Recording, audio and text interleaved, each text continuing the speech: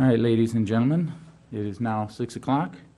As procedurally, we do not have a chairman for tonight's meeting as of yet. You will elect officers at your regularly scheduled meeting, and then that individual will take over at that point in time. So at this moment, at 6 o'clock, we will start the workshop. This workshop is a pre-application review, number 2014-254, to review a facility, and Ryan Fowler, our planner on this case, will give you a brief presentation on that, and then the applicant will have the opportunity to present material to the commission and or be available for questions. And then we would ask the commission to give some guidance to staff and the applicant on the material that's presented. I emphasize, as is noted within the staff report, any comments, any material that you give tonight is not a commitment to any particular action of the commission in the future. So feel free to be honest and direct, but not insulting. And the applicant must know that even if 100% of the commission is 100% in favor of what's presented tonight, that does not mean that under a formal submittal, the commission could have a different point of view based upon the information from that formal submittal. With that, unless you have some questions of myself, I'll turn it over to Ryan, and he can begin the presentation. All right, Ryan? So I'll be presenting pre-application review number 2014-254, and it's for market rate apartments, a senior independent living facility, and single-family subdivision on Holland Road. So the project site is bound by Hanover Lane, Albion Lane, and Palomar Road. It's just right there on the south side of Mount San Jacinto College. And Holland Road cuts right through the middle of the project site. So pre-application review 2014-254, it's a preliminary review for a 236-unit market rate apartment complex and a 100-unit senior independent living facility on 17.22 acres, and that's on the northern half of the project site you see in the exhibit there. It also, this PAR includes a 68-unit single-family residential subdivision, and that is the southerly portion, southerly half of the exhibit, and that's on 17.3 acres. So the 236-unit apartment complex, it's 8.8 acres. It's 23-story apartment buildings, and it includes 0.8 acres of recreational area and open space, and that includes 2 pool facilities. You can see one there in the middle of the apartments, and the apartments are the portion on the left. So there's a pool facility in the middle and then one in the upper right-hand corner of just the apartment portion. It's got 1 leasing office, rec center. It's got 492 parking spaces. The average unit size is 1,003 square feet, but it's got a range of 775 square feet to 1,300. Now the 100-unit senior living facility, it's on 4.8 acres. The entire building is approximately 130,000 square feet. It's a 3-story building, but the portion in the middle is 1 story. It's got a 1-story portion that's 13,000 square feet, and that includes the common area. And the senior living facility includes 0.6 acres of recreational area and open space. That includes 1 pool facility, community garden, and what the applicant has labeled as an outdoor living room. It has 110 parking spaces. It has an average unit size of 750 square feet, but a range of 600 to 1,000 square feet. So the whole northern half of the project site, which includes the apartments and the senior living, that also has a 2.1 acres of drainage basins that border the west and the north side. And it has an an overall density of 19.5 dwelling units per acre. The general plan land use is the 20.1 to 24 dwelling units per acre residential. The single-family residential subdivision that's on the south side of Holland Road, that has a 3.93 dwelling units per acre density. that has a minimum lot size of 7,200 square feet. It has the one water quality basin you can see on the upper left-hand corner of the exhibit. And the general plan land use designation for this portion of the project site is the 2 to 5 dwelling units per acre. How big is that water quality basin? That whole corner there, how big would you say that is? Is that like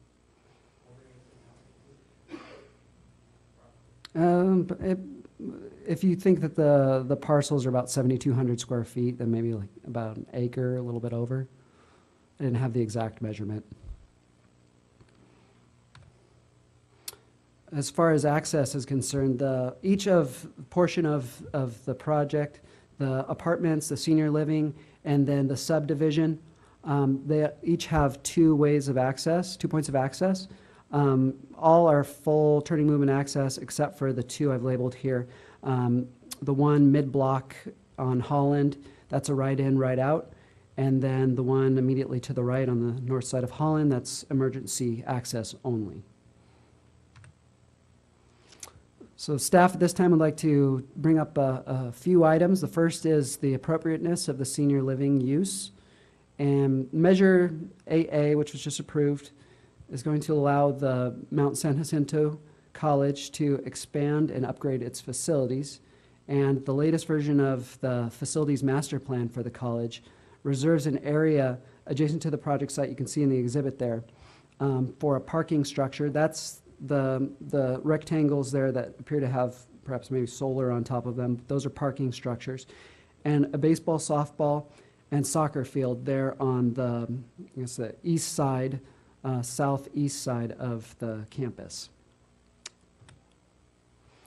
So staff at this time is requesting that the Planning Commission discuss whether the senior independent living facility is an appropriate use at this location, given the location of the college and the anticipated future athletic fields, in addition to the surrounding area and what is around the project site, that being there's not as many amenities in terms of retail or medical offices or doctor's offices nearby. At this time, we'd also like to bring up that the services provided for senior living. If the commission finds that or determines that the senior housing is appropriate within the project site, staff is requesting that the commission discuss the types and levels of services it anticipates and or expects from a facility like this. We mentioned a few in the staff report, include such items as like barber, beautician, a small retail shop that maybe just offers the very bare necessities, or a cafeteria, those sort of things, financial counseling. We also looked at, based on what we received from the applicant, we looked at the parking. So for the multifamily, the apartment complex portion, they provided 492 parking spaces. Based off of our estimation, our calculation, based on our parking code, they would be required to provide 531 spaces, plus 1 additional space for every employee based on their largest shift of employees. So they have the opportunity through the parking code to provide a special parking study that would need to provide justification for this reduction in parking. That, of course, would be reviewed by planning staff and the traffic consultant for the city. On the senior living facility, on the low end, assuming that all of the units were a 1-bedroom unit, they would be required to provide 125 parking spaces, plus 1 space per employee at the largest shift. If they were all 2-bedroom units, they would be required to provide 225, and they've provided 110 parking spaces currently. But there's going to be a mix of 1- and 2-bedroom units, and fortunately we don't have the exact mix at this time, so we can't say exactly what the requirement will be, but it'll be somewhere there in between those 2 numbers. And similarly, this one, they could provide a special parking study that would be reviewed by staff and the city's traffic consultant. We were provided building elevations, which you received. On these building elevations, there was, and the layout of the apartments, Staff noted that there was little visual articulation along the perimeter of the site, particularly along Hanover and Holland. The building perimeter walls, as you can see from the exhibit here, tend to either line up horizontally or vertically, and therefore there's little visual interest created along the streetscape or internally along the drive aisles. Of the 20 buildings that are shown on this exhibit, 19 appear to utilize the same footprint and elevation, with the exception of the smaller building that's on the upper right-hand corner. Staff would say that the applicant could potentially vary the footprint and elevation.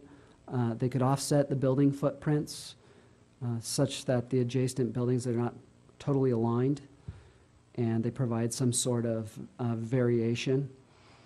Or they could create an internal drive aisle configuration that breaks up the repetitive form of the current site plan.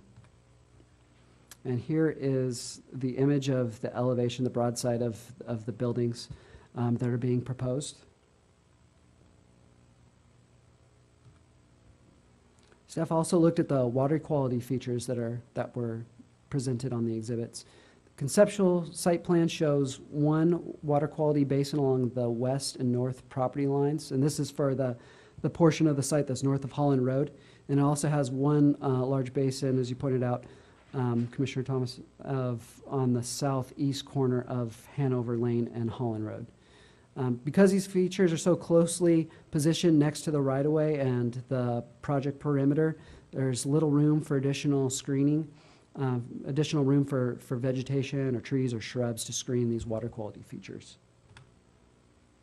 So staff is requesting that the commission discuss whether additional space outside of the water quality features, slopes should be provided, whether additional clusters or rows of trees or other features should be used to buffer the project site from the college.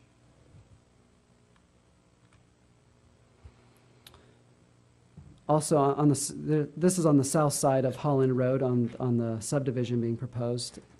That area naturally drains to that water quality feature. But our question is, should a basin be positioned adjacent to a public right-of-way along Holland Road or any of the adjacent roadways for that matter? And if it is determined by the commission that it should be or could be positioned next to the right-of-way, should the basin be allowed at a prominent corner, such as Hanover and Holland, or some other position along the right-of-way? Question on that, two questions. Number one, how many units again is in this single-family section? 68? 68.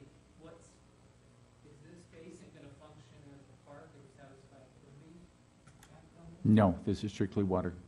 This is strictly for, Are they doing mitigation fee for park, or what are they doing? a tract of this size probably would simply go with a, paying the Quimby fees.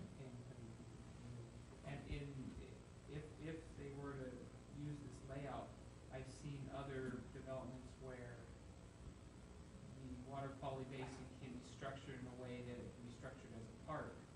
Is that something this would lend itself to, or no? One, you would have a very relatively small park, and small parks are expensive to maintain on a square foot by square foot basis. Two, because of higher SWIP water quality standards and the need for water quality control, you are limited in how much you can mix those two activities now. So an area this small, that would be very difficult to mix and have any kind of realistic usable space. Two more items. So according to the city's parking standards for multifamily senior citizen developments, at least one of the required parking spaces per unit shall be located in a garage or carport. That's also a requirement of the apartment complex, but currently they are showing garages on their exhibits, but not so on the senior independent living facility. And then lastly, the applicant's current site plan shows a range for the senior living units of 600 square feet to 1,000 square feet. Our standards require a minimum of 750 square feet per dwelling unit. That's per our zoning code. So our question of staff to the commission is, would you prefer to continue with the 750 square foot minimum dwelling unit size, or would you entertain a lower minimum square footage requirement, such as the 600 square feet, which the applicant has proposed? And a second follow-up question to that, does that 600 appear adequately sized for a one-bedroom senior living unit? So at this time, staff is recommending you conduct the open to the public workshop and provide feedback to the project applicant. At this point, unless you have specific questions of staff, we will turn it over to the applicant to make a comment, if they so desire. Yes, I have a couple of questions. I would like to expand on the grading plan or on the water quality features. Yeah, that way if we talk, it gets recorded. Oh, okay. I visited the site in the middle of a rainstorm, and I noticed that this natural drainage on the northwest side, while it drains the northern part of the site, there is no features that address the southern and western part where there were 4 inches of standing water there when I was at the site. On the southeast side, there is a water feature or a basin that's south of Overland, and it had quite a bit of water in it when I was there. And I was wondering whether there's going to be a tie-in between that via a storm drain down to, there's a catchment basin that's along Albion Road that heads out north to Salt Creek. I would Well- recommend that something be done there. Will this be addressed in the grading plans? Because there are natural drainages on both sites. Any project that is submitted to the city for review and development will require that they deal with all water drainage that comes onto the site, either from an adjoining site or from the clouds. With the grading plans and with the stormwater plans and so forth, these sites will be designed and graded in such a fashion that the water will be controlled and contained on site, and possibly, depending upon where other facilities are, metered out to a larger storm drain system. So this property will not only have to take care of the water that lands on it, it will also have to take care of water that comes to it. So the issues that you have raised will be addressed through the formal engineering review of grading plans and construction plans. Great, thank you. Now, the second question I had is the proposal for 600 square feet units. I have a quality of life problem with 600 square feet. I would strongly recommend that the applicant seriously consider a minimum of 750 square feet, primarily for quality of life for the individuals who have to live there. We're asking if you have any questions of us, and then we'll let the applicant comment. But this is a workshop, so it can be a little bit less formal than that and back and forth. Right. If you have particular questions that you would like the applicant to address in his comments, then you can do that now, or he can get up and make comments, and then you can ask back and forth at that point in time. Okay. I do have a question. Along those lines, though, since this decision predates my appointment, where was the 750 square foot number derived? What's the origin of that being the standard? That is a code that was created in the county, and then when the city incorporated, we adopted the county codes. So it's a heritage number from the county days. So that's not something that was an independent review from the city of Menifee at any point? No. And if you go along the lines of an alternate number, that would involve a code amendment to change that minimum standard. Secondarily, with regard to the Mount San Jacinto expansion project, the AA, has there been any reports provided on potential lighting spillover onto where this project would be? How much light would be created from these new fields and things like, and the garage and things like that? Since they are not planned yet, we don't know what that lighting would be. If it were a city project, there are city regulations that would not allow for the spillover of light from one property to another. But since it's a school district, they don't have to come to the city for that, so we don't have an answer for that. We can tell you that these developments can't spill light over onto their property. I believe the rest of my questions would be for the applicant, so thank you. I have a couple questions. Was the apartment section, were those apartments or this parcel included in our RENA numbers to meet our RENA requirements, or are these above and beyond that? No, this property is zoned for 20 to 24 units to the acre.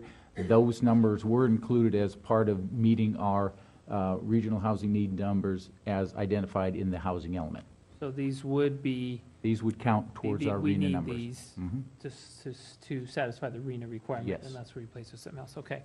So, the other question is, I thought, I know this went back and forth, the max density we agreed on was 24 units per acre on the general plan. Yes. Yet this shows a density of 26.8 on the apartment complex.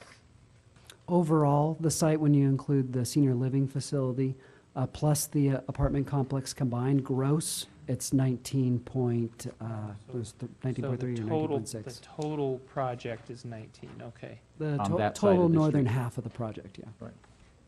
north, That's the northern part. 19 DU. Mhm. Okay.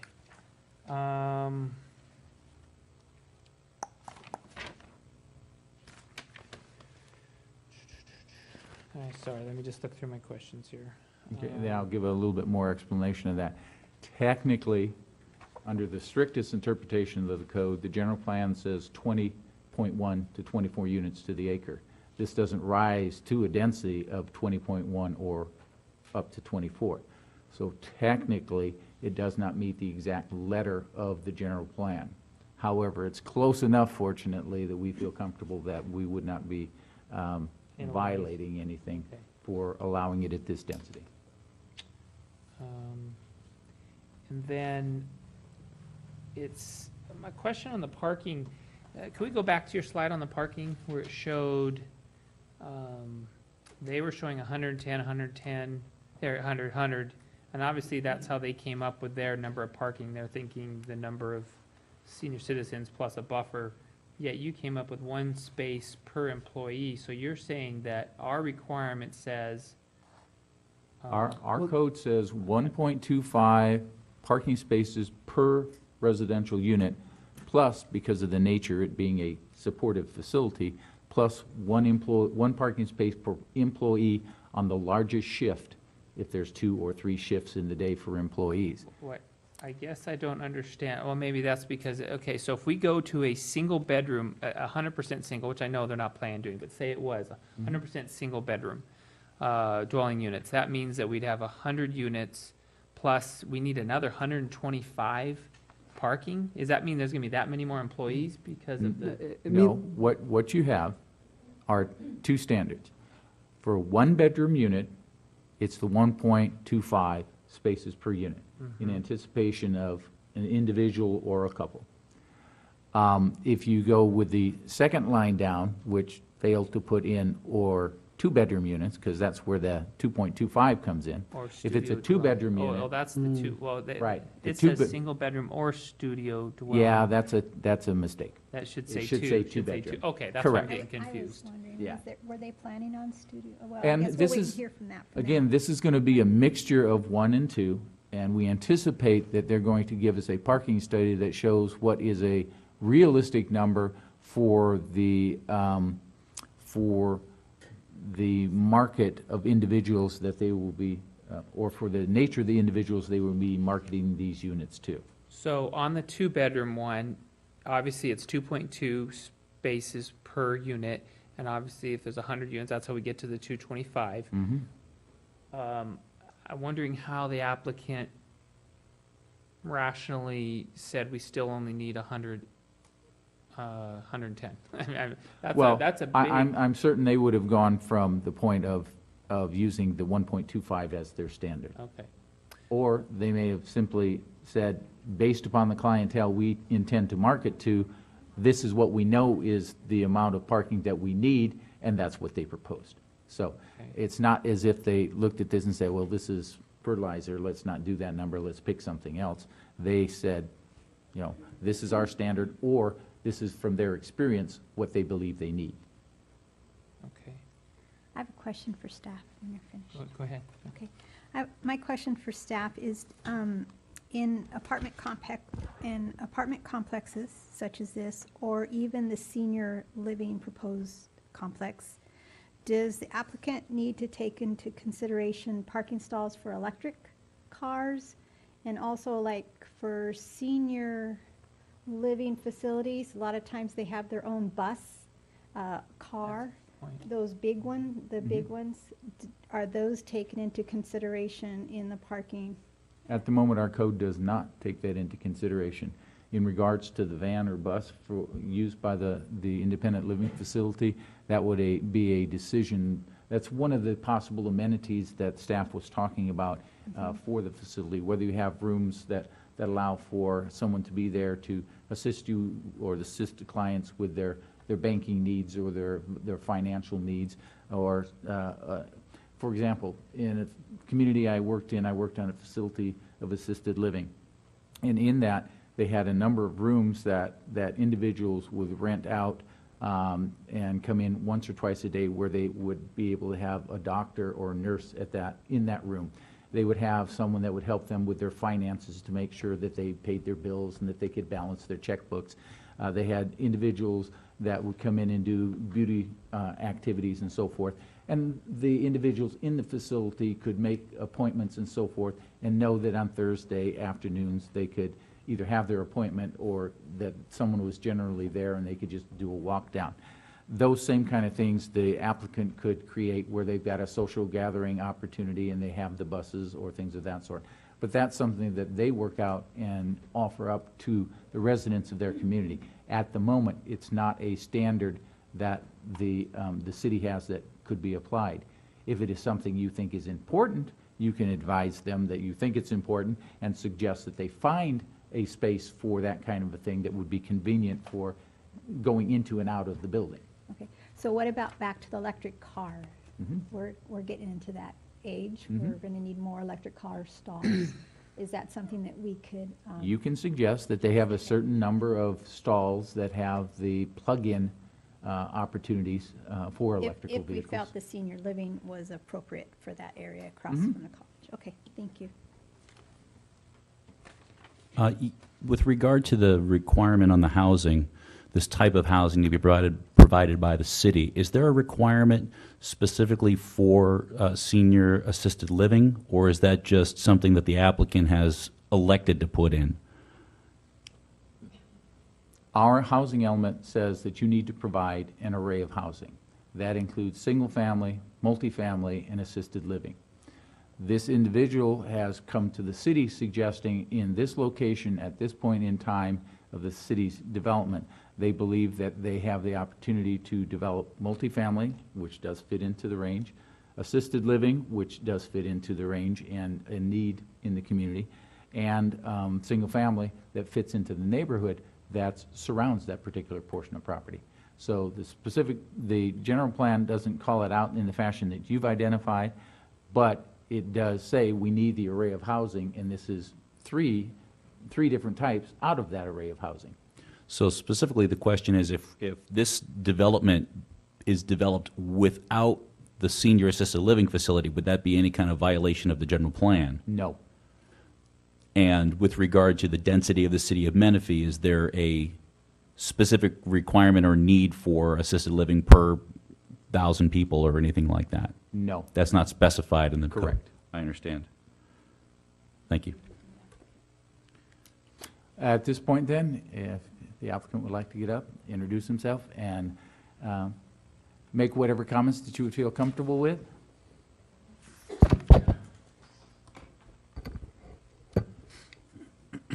Good evening. Is this on? Good evening, Planning Commissioners. My name is Eric Flodine, and I'm with Strata Equity Group. I'd like to take this opportunity also to say hello to the neighbors, because some of the neighbors will recall that I sent a letter personally to you about 4 or 5 months ago. And I wanted to just back up and just to let you know how we got here. And I'm happy to answer some of the questions. And honestly, I don't have answers to every single one of your questions, because this being a pre-app review, we haven't done every study to answer your questions right on point. We purchased this property in June of 2014. It had been owned by one individual for well over 30 years. We purchased it from this individual. Shortly thereafter, I can't remember the exact month, I sent the letter out. We, without the city's urging or coordination, we sent a letter out to our neighbors, to the surrounding area, well beyond whatever the minimum. I don't even know what the city's minimum is. It didn't matter to us. So we sent out a letter introducing ourselves to the surrounding property owners, and we sent out about 240 letters. We received 5 responses. At the same time we were waiting for the responses to come back, we hired a group called the Concord Group. The Concord Group is a market analyst consulting firm. Basically what they look at is they look at the supply and demand of the market, the real estate market, and really determine what the optimal, sometimes it's called an optimization or a market opportunity study, to see what would best fit in that place from a market standpoint. You know, there's basically going to be 3 separate builders for this project, as you can tell. So we want to bring something to the market that the market is going to accept. So that's why we bring this. And some of the questions, and then this, along with the feedback that we did receive, then influenced the site plan. And that's how we got to where we are today. On top of that, we also have some site constraints. I do want to point off, it's very important. This is very rare for me to get up in front of a planning commission and make this statement. By the way, I'm a planning commissioner in my city, so thank you for your service. It's very rare for me to get up and say, I'm bringing a project that is completely consistent with a general plan and zone change. I'm not asking for a GPA or a zone change. This is consistent. Like we can talk about 19.5 or 20.1. But so really what we're bringing today is a 336 unit apartment project on the north side of Holland Road. But according to the market study, it was a much better use of the site. Instead of putting 336 apartments on that site that were just market rate, was to designate 100 of those for 55 and over. So to be clear, and there's always confusion related to definitions when it gets into the different types of senior living. There's so many different terms that you guys have heard before: assisted and congregate and independent and skilled and all of that. This is intended to be an independent senior living facility, which basically means that it's an apartment for 55 and over. Now, because of that, there's a common area that can provide meals. It could provide meals. It could provide some of the daily services that Mr. Leclerc was mentioning. It often provides sort of a concierge service. You know, somebody wants to go somewhere, they will have those arrangements. It coordinates events for groups to go different outings. So the determination was made that this site really didn't need 336 or 340, which would be your 20, but 336 apartment units. So we decided to break this into 2 different segments to meet that density and meet the city's requirement. We recognize arena numbers, and so we were trying to get there as close as we could. On the south side, I don't think we're going to spend too much time on the south side. We were very cognizant to design a site on the south, which is single-family detached neighborhood of just 68 units, 68 homes that are basically, if you look at what's there today and you put this, you put the neighborhood that's there to the east today, and if you were to move it over and put it on our site, that's really what it's going to have, that exact same feel. But since that neighborhood was developed, water quality and the water quality requirements have just gone through the roof. So that's why you see every project before you now has its own little water quality basin. So that's really what that is, and we were very careful about fronting on Hanover Road, fronting the homes, fronting the homes onto Hanover, so that those homes that are across existing on the west side of Hanover didn't look at rear of homes. So we have front on, front on. That was a very deliberate thing that we did there. So, a couple of things. The site, being an infill, so by all definitions, this meets the poster child of infill site, often has to deal with the deficiencies that some of the other developments just didn't account for. This is the low spot between, really between Menifee Road and Antelope Road. I can't make another low point. Any of these neighbors can tell you what that, and Commissioner Phillips went out there and saw it as well, and I'm sure you guys have all seen it, but that intersection of Hanover and Holland is a low point. That's where it is today. One of the reasons that I can't put more apartments on there is because I have to get from that low point up to the Menifee Lakes, up to Salt Creek, which means I have this drainage, this landscaped swale on the entire western perimeter and almost the entire northern perimeter. It's a pretty significant landscape swale, which is really taking out of the developable area. So one of the reasons I can't get to 20.1, this is it right here, 20.1 to use per acre. So we're taking all that water that currently ponds there today with the cattails, et cetera, and pulling it around. And because the site is flat, this site, the northern site, is completely flat. So it's a little bit of an engineering challenge to get the water from the northeast corner of Holland and Hanover to that existing channel that runs north-south on the eastern edge of the college property. So we're taking care of that, and that'll all be studied and resolved in the drainage study that comes with. On the southeast side, where we have this detention facility, that's much larger than we would like it to be. I mean, it's just under an acre. South, you mean the Southeast, yeah. So the basin that's attached to the single Southwest. family. Southwest. No, Southwest. There's one southeast. Well, it depends. Okay. Oh, you're talking about which one are you Southeast of talking- the intersection which intersection? of Hanover and Holland. Okay, what about the one on Palomar This one Road? here? You're talking about here? That one. That's This southwest, right? This is Southwest. southwest. Whichever it is, that basin. That basin, okay, Basin. okay, So that basin okay. is much larger than we had originally intended. The site doesn't percolate. So because it doesn't percolate, a lot of clay soil there, because it doesn't percolate, we had to double the size of the basin that we needed in order to get there. So we now have this basin in this location. We lost a couple of lots. We were up to 70 lots, but we lost 2 lots because we had to make the basin even larger. So that's why the basin is where it is. That's where the water collects today, not from our site, from everywhere along that street. I'm happy to address a lot of these comments. One of the things I did want to mention is this relationship with Mount San Jacinto College. As a planner, I look at Mount San Jacinto. I look at any community college. You look at a community college, and you look at these. You look at seniors. Now, remember, these are senior apartments, 55 and over.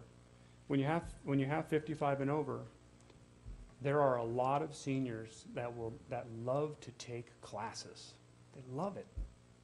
I mean, they'll be able to just walk right up Hanover Lane when it does go through and take classes during the day. So we call it lifelong learning.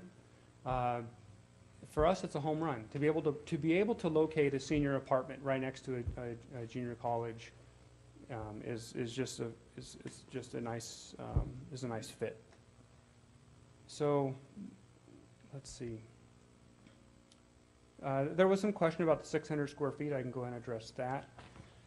Basically, what the Concord group does in their studies is they go out and they look at the closest comparables, right? The competition, if you will. Some of you in this room may have heard of the Fountain Glen. The Fountain Glen That's an assisted living. senior apartments. That's assisted living with Alzheimer's. There are different, Fountain Glen does have different, I've been in the types. facility and toured it. It's which one are you referring to, ma'am? the one on Bradley. Okay, the ones that we looked at are, one's on Village Walk, that's over by, you know where the Village Walk Plaza is in Marietta? It's just off, that's Cal Oaks, off of Cal Oaks Road on the west side of the freeway. There's a Fountain Glen there. The other one is on Nicholas Road in Temecula. These two are strictly senior living. They go from 550 square feet to 1,100 square feet. And so, I believe they're assisted living also with nurses on staff because a lot of them need full-time care. I think that's what they are. so you know, I'm not prepared to, I can just tell you that that's what's in the market today. And the Grand Isle, and the Fountain Glen at Grand Isle is a really quality project, so. By any chance, I know, I'm just asking, I know we have a senior assisted, I believe it's an assisted living. I know it's 55 and older, The right Vineyards. on Newport Road. I don't- Vineyards. Are those called the Vineyards? Would you happen to know what size those apartments are? Check. What Those about- are assisted. Also, I was looking that up. What's the one, is it Sun City Gardens, the one right along the freeway? That's also a assisted living. But they have independent apartments in there as well. You can choose different levels, because I've got friends Different staying levels of there. care. Do you know what size those are? And those were No, built. there's not one know and the two size. bedrooms, yeah. I just was wondering, the newest ones that I could think of in our area would be the ones on Newport. Yeah, we haven't built a new one in a while, so. So those would be the newest, and I just. Or the The ones, one on Bradley. the one over on, Encanto, isn't some of those senior, right there against the hill? What was that project? Maybe they haven't built it yet, I remember we looked at it. Right, they haven't built the senior restricted. They haven't seen it, okay, okay. I don't have the information Okay. on Vineyards. Okay, thank I you. did just meet with a developer last week, coincidentally, but I can certainly find that out. The parking calcs, you know, I'm gonna be honest with you, this is the first time I've seen this presentation, okay? So there are some statements in here which I could stand here and refute each slide. I don't wanna do that because I haven't even submitted a formal application, all right? So I'm very, very happy to receive your comments and that we can make the plan better instead of going through each of these slides and saying what's not accurate. So why don't, at this point, why don't I try to answer any questions you may have. And it's Eric Floydine, Flodine, F-L-O-D-I-N-E. and you're with Stride, I think. Strata, S-T-R-A-T-A, Equity Group. Okay. Okay, yes. Just a couple questions. In the staff report, it says the subdivision has a proposed density of 3.93 dwelling units per acre and minimum lot size of 7,200 square feet. Does the city have a minimum lot size in the code? Yes, it is. And what is that? For the R1 zone, it's 7,200. Okay, so it meets the code then. Correct. Okay.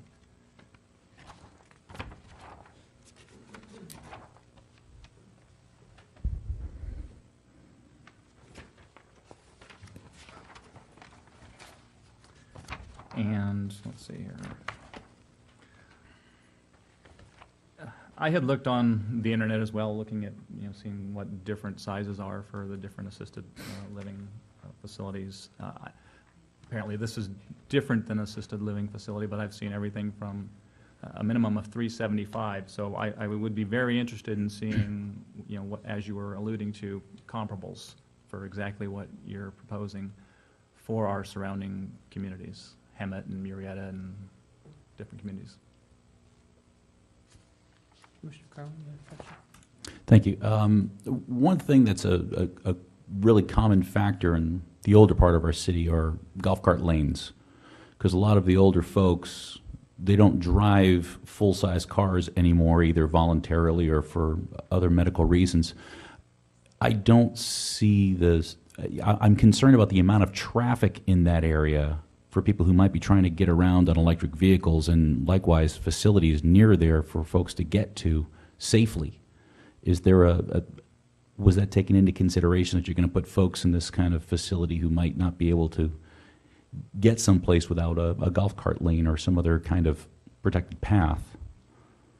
No, it wasn't, but let me start with an answer, and maybe you have somebody in planning may want to follow up with this. But in my experience, what happens with the golf cart or the neighborhood electric vehicle, as they're otherwise known, if they run on the street, if they run on street, which I know not what you're asking, but if they run on street, the speed limit has to be 35 miles per hour or less. I'm pretty sure Holland Road is already, I'd have to double 40 check. plus, I think. Huh? I think it's 40. 40. And then once that overpass opens, It'll probably get bigger. that's going to become basically a highway. And I'll tell you, that's why I'm asking this question, because I know you're aware of that Holland Overcrossing project that's going to be coming in, and I don't know the timing of your prospective project related to the timing of the Holland Overcrossing.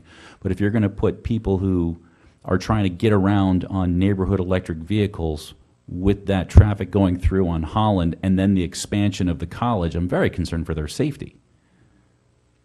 Well, if our site were to accommodate a golf cart lane, you would have them running from Palomar to Hanover and doing laps. I'm not sure where they would No, go I once. don't believe that was the point that the commissioner was making. The point the commissioner, I believe, is making is that kind of mode of transportation is something that independent seniors may want to utilize. Therefore, since those kind of lanes aren't in this area, would this be an appropriate location for that, as opposed to another location where those kind of lanes are available? Precisely. Since we're running out of time, maybe we could zip through each other's comments. Well, Is anyone- what I suggest, because we are running out of time, what I suggest is that at this point in time, we have Eric here. We also have members of the audience that may want to take a moment or two and address this. But I suggest to you that you give Eric the opportunity to come back to another workshop. He will be given a copy of the presentation so that he's heard the comments tonight. We can have a list of what the issues are so that you can have that in front of you so that you can check them off. He can have the opportunity to prepare responses to the issues that have been raised. He'll get his first chance before you go through that list. We will have a minimum to no staff report, with the exception of the list, so that we're not spending his money in preparing a duplicate staff report. And then we'll schedule another workshop at his convenience in front of the commission so that you can continue this discussion and so that they have the opportunity to get more input from the commission and the community in moving forward on this project, if that's acceptable to Mr. Flodine. It would be very unpopular if I said no, so, yeah. No, but you have the opportunity to say no, and the alternative to that would be, after tonight's formal commission meeting, you come back to the workshop and you continue working on this item tonight. My suggestion, however, is the first, because he, as he commented, this is the first time he's seen a number of these, and we would like him the opportunity to give a thought-through answer to each of the issues that have been raised. I would agree with that, but I still would like each of us to take 1 minute, at least give them some ideas to work on, and then maybe take some public comment. Is that possible? Yeah, it's completely up to the commission. If that's what you would like, I suggest you proceed. Okay, do you have anything else? I'll say this. Yeah, I can do a very quick summary. I'm in favor of the project housing with the single-family residence. I have no problem with the similarity in heights and the footprint of the apartments. I'm very concerned about the safety of the seniors and the reasoning between putting senior living versus potentially assisted living in this location. It's very scary to me. Anything, Earl? You want any comments from you? Yes. Yes, my only concern will probably be answered when you get that terrain analyses and the grading plans. The other issue I had is, I'm trying to phrase this correctly. I do have a problem with anything less than 750 square feet as far as quality of life issues are concerned. Those are my two concerns. All right, first of all, Eric, I want to thank you for reaching out to the residents and sending them a letter. I mean, this is what we want developers to do. We want them communicating with the neighborhoods where they want to build. So I want to thank you for that. I do have a concern about the senior independent. That was one of the questions, is it appropriate? Yes, I know they enjoy going to college, but do they want the ball fields, the football fields in their backyard? And besides, and the venue of that parking lot that is used for city events where there's bands going on until 10 and 11 o'clock at night on special events. And I know that seniors like Serenity. I also know they like the college. So I don't know if it is an appropriate place, but I appreciate the numbers being tiered down a little bit so it's not all apartments. So there's some concerns I have there. I don't like all of those apartments. It's a lot more traffic. I'm looking at the size of these apartments compared to the ones in front of it, and it just looks like there's a lot more apartments. But I know we have to meet our arena numbers. But again, the appropriateness of the senior facility in that area, that's a concern. The thing about arena to remember is not that we build a certain number of apartments, but that we make land with a certain density availability available. So, correct. Go ahead. I'd like to go to the parking issue. One of my concerns would be if it's underparked, people parking in the adjoining neighborhoods, especially around with, apartments. And I would like to see, I'm not sure if the parking here is the same as it was in the county and then it just came across? Yes. Okay. Again, if you could show maybe what some of the surrounding communities are doing for the same type of development. Then, real quickly, because we want to get a few public comments, my thoughts are, actually, I'm kind of the opposite of everyone else. I would like to see a senior thing there, and this is why. Maybe not independent living, but maybe like a skilled nursing or something to where they're in their room and they're not getting out. The reason I say that is they're not going to be affected. Well, sorry, I don't mean you. You're very mobile, all of you. But, I mean, you know what I'm talking about, higher, because then the external environment doesn't affect them so much. And the reason I'm okay with the senior there is it is a good buffer between the apartments and the houses that they're going to be sitting next to. I don't know if he took that into effect, but I think he knew coming here that if he's going to stick another 5 units apartments in there, he's going to have everybody screaming at him that lives right next door to it. That is the reason why that is like this and not flopped. So I actually support the senior use, make it a more higher level skilled care facility, which they're not going to know they're there anyway. And I hate to say that I work with seniors, so I'm just telling you. And then I would reduce the number of apartment buildings. You're trying to cram a lot in there. Frankly, it looks like the projects. So it's got to be reduced. And then my concern on the southern portion, on the single family, is even though the housing around it is all houses and they didn't put any parks in, they paid fees. If you look at all the other developments that we're putting in around the city, they all have their own parks, even pocket parks. So I would strongly encourage taking a few lots out and putting a pocket park in there, because that's going to be a lot of, if you look at all the houses around it, it's all families. It's all kids. I know the people who live around it. And there's going to be a lot of kids and not going to have anywhere to go. I would like to see a park in there. What else? Layout. And then stagger, like the staff report says, stagger your buildings. I'm actually for grouping, so we can get more open space in there. So if you want to group some of the buildings a little closer so we can have more overall open space, I'm for that. For now, and I support the 750 square foot minimum on the senior if you're going to go independent living. If you're going to go Alzheimer's or whatever, doesn't matter. So those are my thoughts. All right, with that, if we have individuals in the audience that would like to address the commission and the applicant briefly, if you will come up, state your name, and if you could provide your points as quickly as possible so that if others would choose to speak, you would have that opportunity. State your name clearly for the record, please. Right. My name is Sarah Stewart, and I actually live adjacent to where the proposed independent senior living center is supposed to be.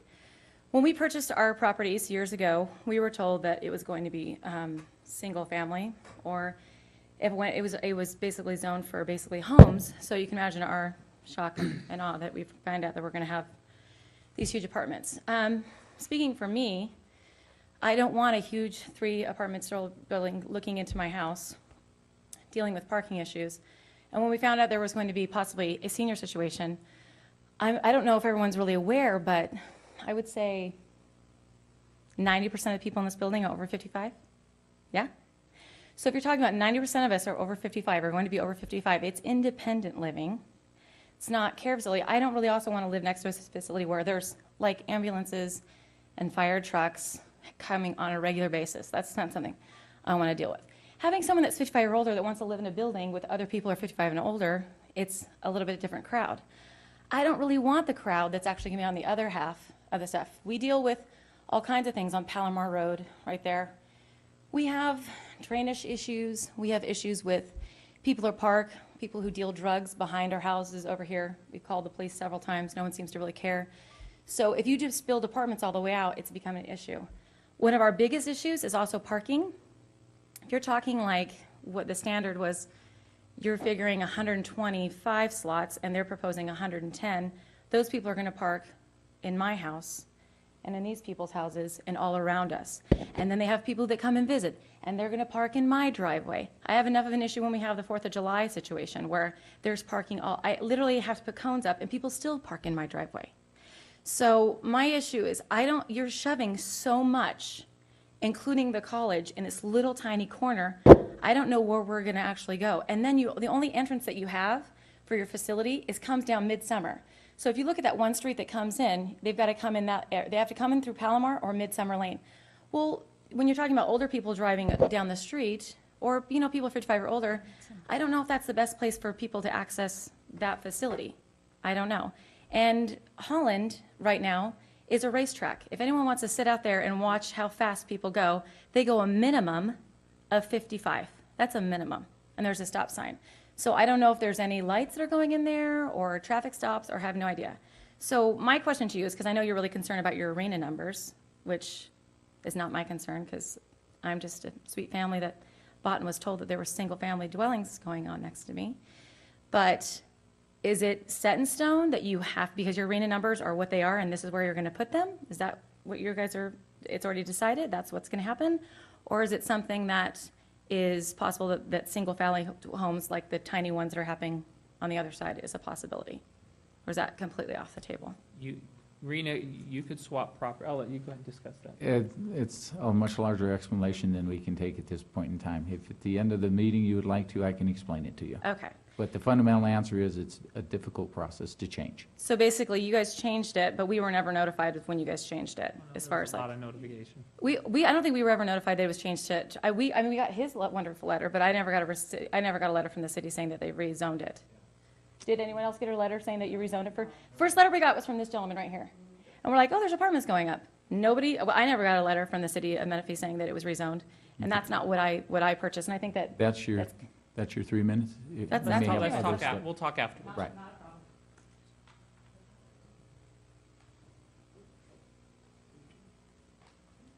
Okay, well, I'm gonna my name's Lars Bigley, and I live like right next to her, right in that, northeast corner. The problem I'm having is the traffic. You guys are gonna bring in all these other people, and then you have 4 lanes, 2 lanes, 4 lanes. I was a firefighter for over 30 years. There's gonna be a lot of traffic coming into that place. If the road's not expanded to a minimum of 4 lanes now, before anything is done during the project, it's gonna be far worse, because now you're bringing in a project, and you're gonna have all those work trucks in there. It's gonna affect everybody's, like I have solar panels that face that area. It's gonna affect the whole area. So what I'm saying is traffic needs to be, something needs to be done there for that. And it is gonna affect our solar panels and our pools, everything around there. And I don't know if any studies were done, how it's gonna impact the rest of the citizens. But the parking is a major issue, because if they're not gonna park in the neighborhood, they're gonna park along Holland Road. And again, you're down to 2 lanes or less, and people are speeding along there. I don't think I had, and was any environmental studies done for that particular area for any of the burrowing owls or anything like that? Not at this point, it's just. Right, this is a workshop, a formal application Okay, hasn't okay. been submitted. Okay, all right. I think that's all I have to bring up. While he's, Jonathan, could you, it's, right now, I think it is 4 lanes from Antelope to the undeveloped part, then it goes to 2, right, and it goes back out to 4, or where? That's correct. The classification of Holland Road is a 4-lane roadway. That divided. build out, they'll have to make that 4 Yeah, lanes, right? it'll Yeah, be 4-lane. Okay. There have to be 4. There, They'll have 2. well, if 2 they're doing lanes both, on their if they're doing both sides, they're gonna have to make it. yes. It's a 4-lane facility. That's what we have in us. My name's Katie Manier. Everybody here knows me. I have to say, I live up in that area too, not directly where these people live. Another concern is when they start digging up that land, you need to know what's in that soil. You need to know there's been 15,000 acres of sludge dumped in this area on the 215 corridor. And if you don't know what that is, you go home and you Google it and you look it up and you see what's in it and how harmful it is when it's in the air. They're doing Commerce Point over here now. We have... Ms. Manier, will you address the Oh, commission, please? Yes, I will. I will. I agree, we're gonna have sirens, we're gonna have police cars, we're gonna have the fire trucks coming constantly if this is the kind of facility we're putting in. Another thing that should be addressed is Antelope Road. Antelope Road, the speed limit in front of the college is 40, and right there at Holland, it changes to 55. Why there's such a discrepancy, a wide discrepancy in the speed limit, and nobody in front of the college drives 40, nobody. And there's rarely anybody there. There was somebody there tonight, an officer writing a ticket. First time I've seen anybody there in ages. The kids from the college come out of there, they're on their cell phones, they don't know what they're doing, they don't know what planet they're on, some of them. And they park on these streets. They park all along by those other apartments, La Cantabria or whatever that's called, they're on the corner. They park on the road behind that. So parking is gonna get even worse. That's all I'll say about that one.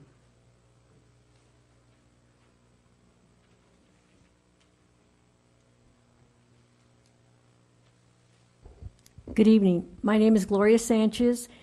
I'd just like to share with you the importance of location of a senior housing development. I live at the Oasis. We're gated, so we have a lot of good things happening there. But for me to see this type of development in this area does not fit a true senior development. You have to remember that seniors are really, what's really important to them is safety issues. How can I get in? How am I protected? And what I heard tonight about parking, about 4th of July and what happens, no senior is going to feel safe when these things happen. Not only do we need to look at where it's located, but if we have an existing senior community, we need to think about putting this type of development next to it. Seniors living next to seniors.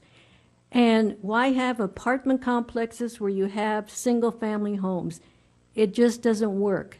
Because what you will feel is that then you will have dissension, and that's not a good thing. Seniors like to remain in quiet environments if they can. And I don't blame them for being upset when they talk about a 3-story apartment complex. It doesn't work. If you look at the senior developments, there are not many apartment complexes. Vineyards at the Menifee, that worked. I worked with the developer to make sure that, I saw the housing, the apartments. Was it universally designed for seniors? Did they have all these things in place so that we can age in place with dignity? Okay, That's true senior living. So where you have it now does not work for seniors. I'm here to tell you, you need to look at it. Not that it's a bad, I'm not saying it's a bad development, it's not a bad, but I think it's just in the wrong location. Thank you.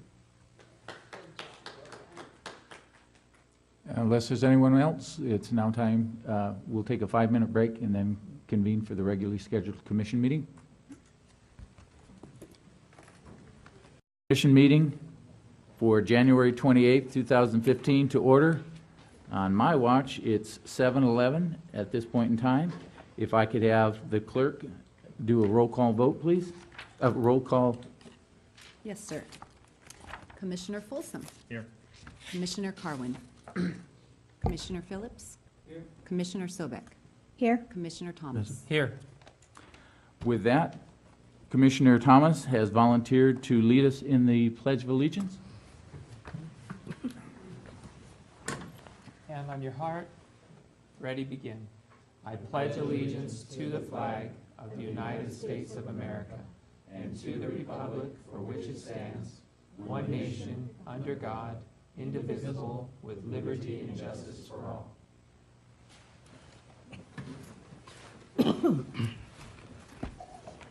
Under the provisions of the municipal code, this meeting is the meeting at which the Planning Commission will select its chair and vice chair. At this point in time, I would ask for a nomination for chair. I would like to nominate. I'll get it right one of these days. I would like to nominate Commissioner Thomas for chair, and I would like to second that. All right, 1 second. Can we have a roll call vote? Yes, sir. Commissioner Folsom. Yes. Commissioner Carwin. Yes. Commissioner Phillips. yes. Commissioner Sobek. Yes. Commissioner Thomas. Yes. Thank you. If I could now have a motion for vice chair? I'd like to make a motion to nominate Commissioner Sobek as the vice chair. A second. A vote, please. Commissioner Folsom. Yes. Commissioner Carwin. Yes. Commissioner Phillips. Yes. Commissioner Sobek. Yes. And Chair Thomas. Yes. And since we don't need a recess to reorganize, you can stay in your seats, and I will now turn it over to the new chair, Commissioner Thomas.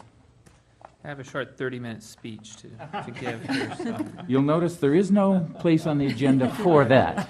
Okay, good. Well, we'll move on then. Okay, so we will go ahead and thank you, by the way, and I look forward to working with, Thank you as well. and just so it's known, I'm a believer in sharing this chair, so as time goes on, there'll be other opportunities as well, if those are desired by other commissioners. Okay, so do we have any agenda modifications or? No, sir. Okay, and we don't have any presentations. Do we have any general public comments at this time? We do. Katie Manier.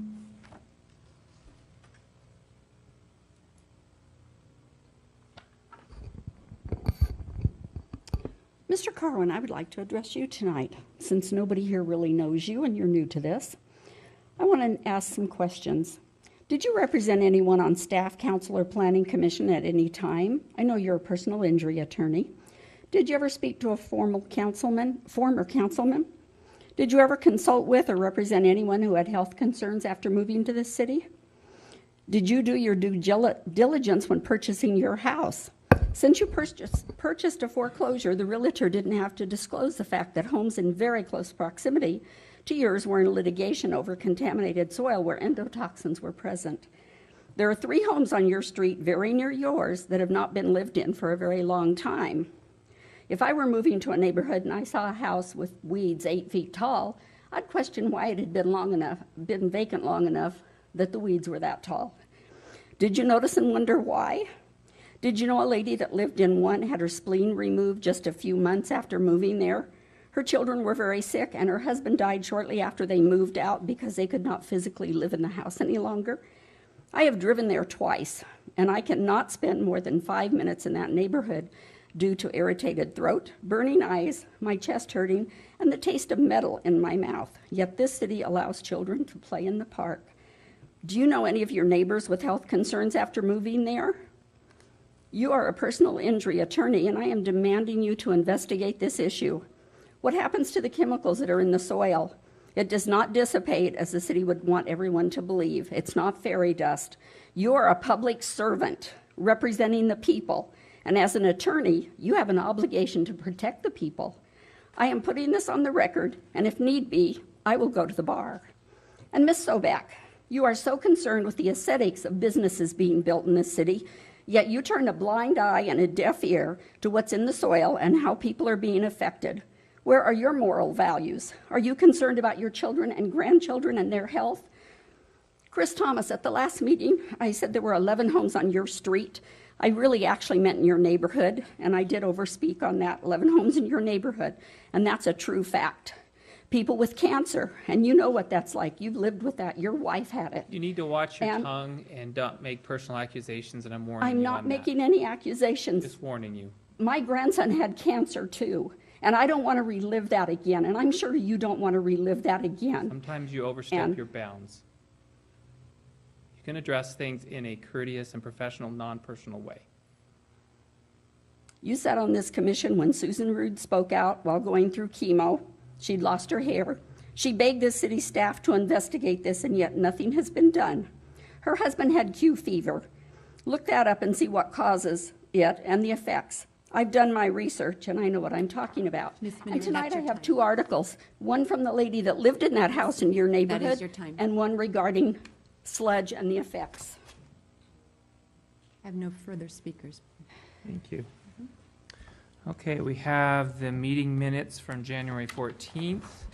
And Mr. Chair, if I could just make an announcement. Yeah. In your blue folders, there was a typo on page 7. In your packet, it says September 28th that the item was continued to. It is today, January 28th, and the correction is reflected. Thank you. If you can just approve as amended. Yeah, so I'd like to approve, do we have a motion to approve the minutes as amended? So moved. Do we have a second? Second. Okay, now yeah, you were here, so he can, okay, go ahead. Sorry. And just a voice vote on that is okay. Okay, all in favor? Aye. Aye. Okay. Aye. Wonderful. Okay, there's nothing on the consent calendar.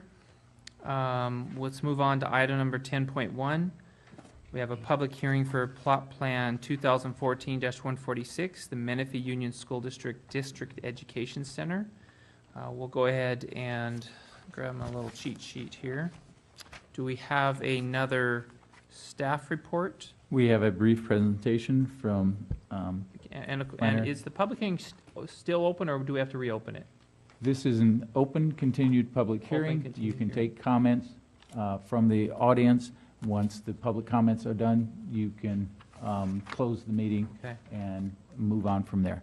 Obviously, as you had before, you would allow the applicant the opportunity to speak first before the rest of the public. Okay, so go ahead. So as stated, this is for the District Education Center for the Menifee Union School District. It's an open public hearing, and it was continued from the January 14th hearing. The site is just north of Newport Road, and it's surrounded by New Hub Drive and Hahn Road.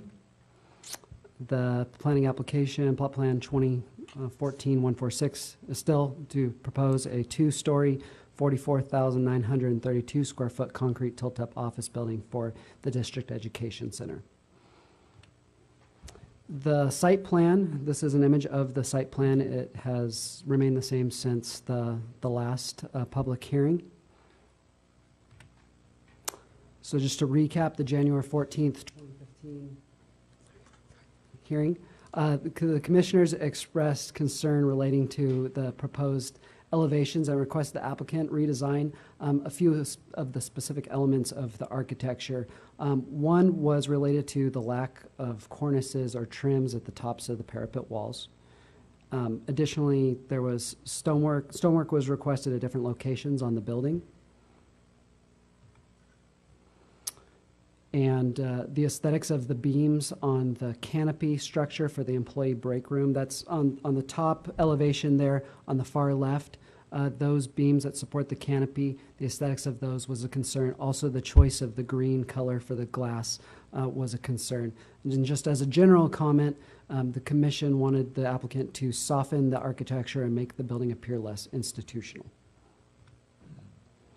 And lastly, the planning commission requested that the proposed parking lot lighting fixtures be a decorative style.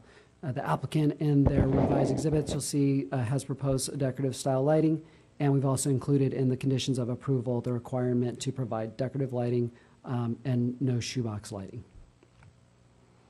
So here is an image. On top is the revised elevations compared to what was previously offered by the applicant.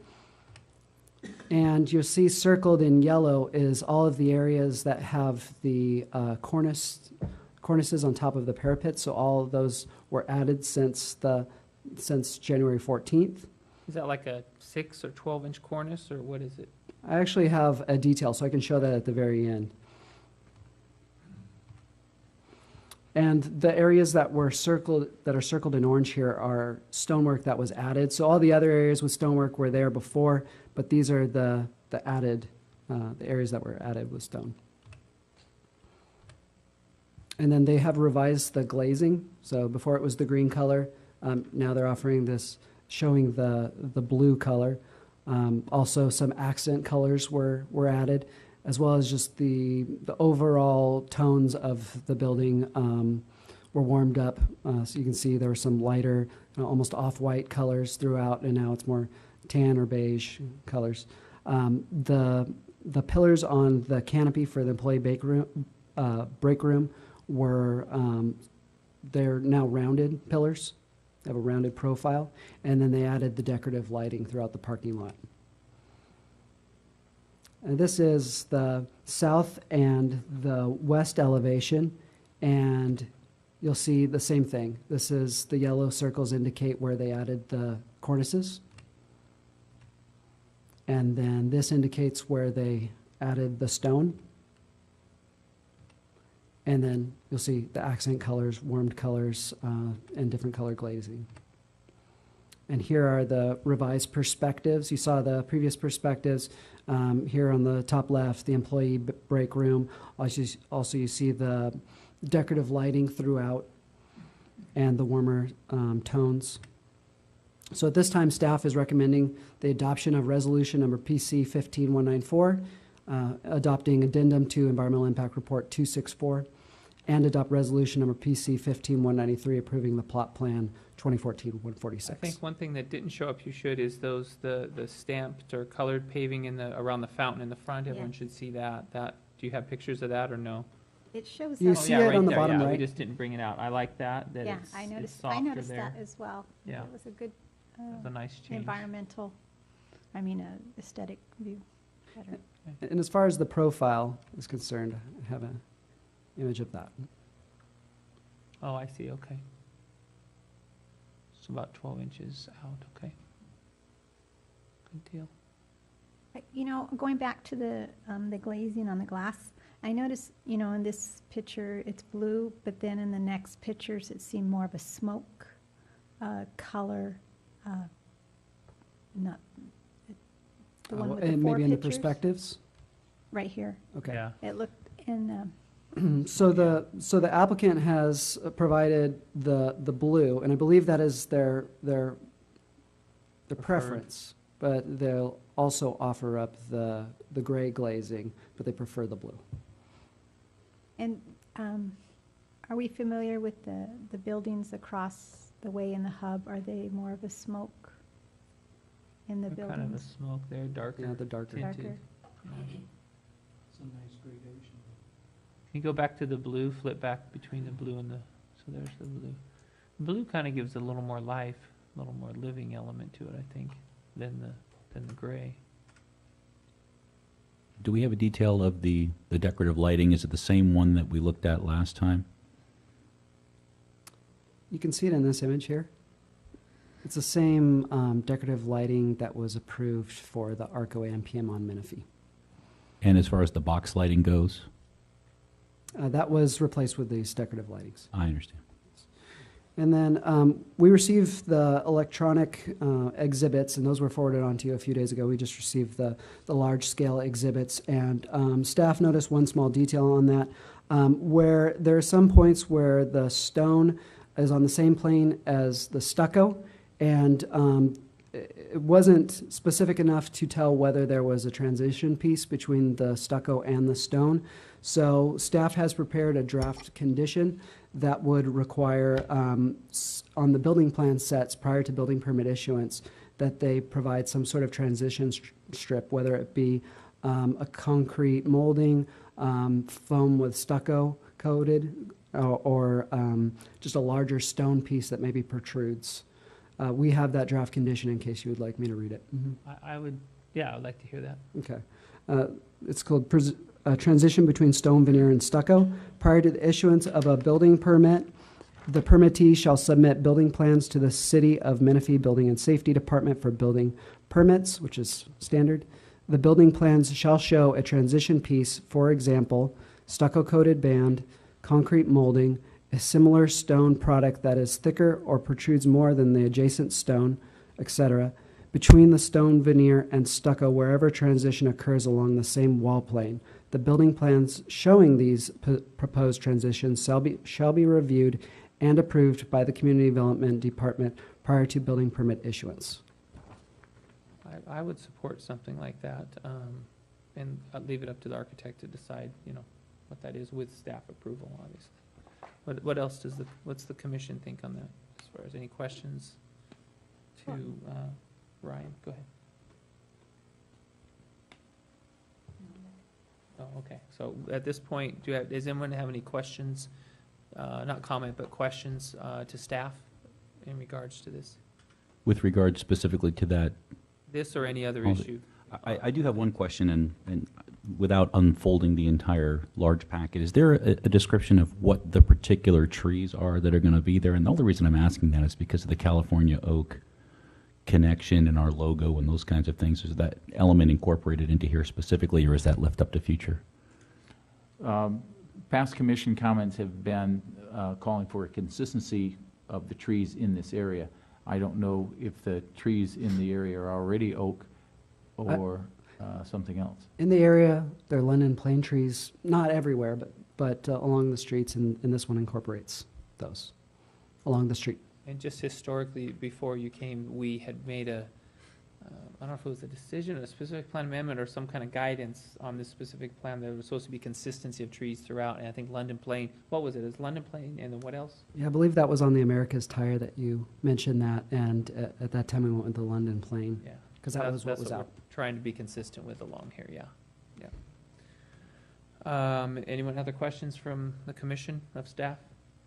Okay, if there's none, then we'll ask the clerk, has this been, was this meeting properly noticed? Yes, it was originally last meeting. Okay, and is there would the applicant like to speak?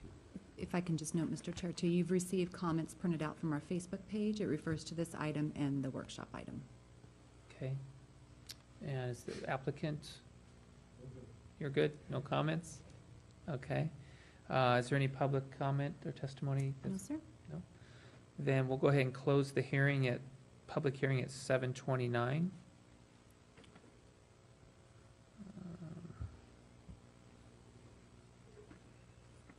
And go ahead and open it up for commission discussion. Any of the commissioners have any additional comments, suggestions, alterations for the applicant? Go ahead, Commissioner. I just want to say thank you to the applicant. I was on the fence last time when it came forward, and I'm glad that I was, because I think this is a significant improvement. It's just, I think what you did was fairly simple, but I think it made a really big difference, and I thank you for that. I also wanted to address the applicant, and I know we asked for a few things to have it fit better in the specific plan.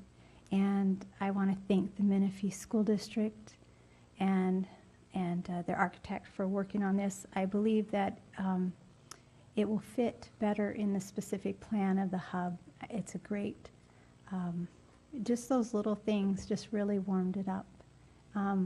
The windows, well, I was a little concerned because I thought they were going to be offered smoky, but I'll let you make that architectural design element standard. So just thank you. I'm sorry that we had to have you come back and that we didn't approve it last time. Commissioner Carwin? At the last hearing, I abstained from the vote, and I believe that the building looked nice the way it was, but I agree that the expertise of the architect is shown through here, and I think the elements are nicely done, and I don't think it reduces my favor for this building at all. But with that comment, I'm gonna let the commission know I'm going to abstain from this vote, since it seems to be an extension of the last vote, and I'm not caught up fully. I don't think I can vote on this one. If I could inquire of council. You can vote on this one. There was only one prior public hearing, and that was the one that you attended last Oh, time. fair enough. So those are my comments. Commissioner Phillips? I have no additional comments from what I had stated before. I was in favor of the project without the softening, and I haven't really changed. I'm still in favor of the project. I want to thank you for making the changes. I personally appreciate it. It does, in my opinion, fit in a little better with a softer tone of Menifee and a little more country, if you will, if it could be. I appreciate doing that, and I like the colors, and just the little touches to soften it up. One thing we probably do need to discuss as a commission is there any feelings, yea or nay, anyone strongly as far as the window color? Do we want to, are we okay with letting the architect go with the blue, or does anyone feel strongly enough to push the issue on the darker window colors? I'll raise Commissioner Folsom to the microphone. I don't have an opinion one way or another. It doesn't affect my vote, the color of the windows based on the ones we're seeing. Yeah, I would agree. If we don't have something in the design code that says it has to be one thing or the other, I think it's up to the applicant. And they did several things that we asked, and I think we too need to give a little, so, thank you. And again, I support the project. So, second item though, is everyone in support of the, I don't know if you call it border or transition, what do you call that? The little Yeah, the transition between the stone and the stucco transition, condition. are we all in support of putting that as a condition of the project? Does everyone understand that, or do you support having that as a condition? You okay? Everyone's okay? I support. Earl, you okay with that? Yes, I am. Okay. So having said that, then, does anyone like to make a motion with the amended condition of approval? I would like to make a motion that we adopt resolution number PC 15-194, adopting addendum to environmental impact report number 264. Second? Commissioner Folsom? Yes. Commissioner Carwin? Yes. Commissioner Phillips? Yes. Vice Chair Sobek? Yes. Chair Thomas? Yes. Do we have a motion for adoption of the next resolution? Sure, I will make the motion.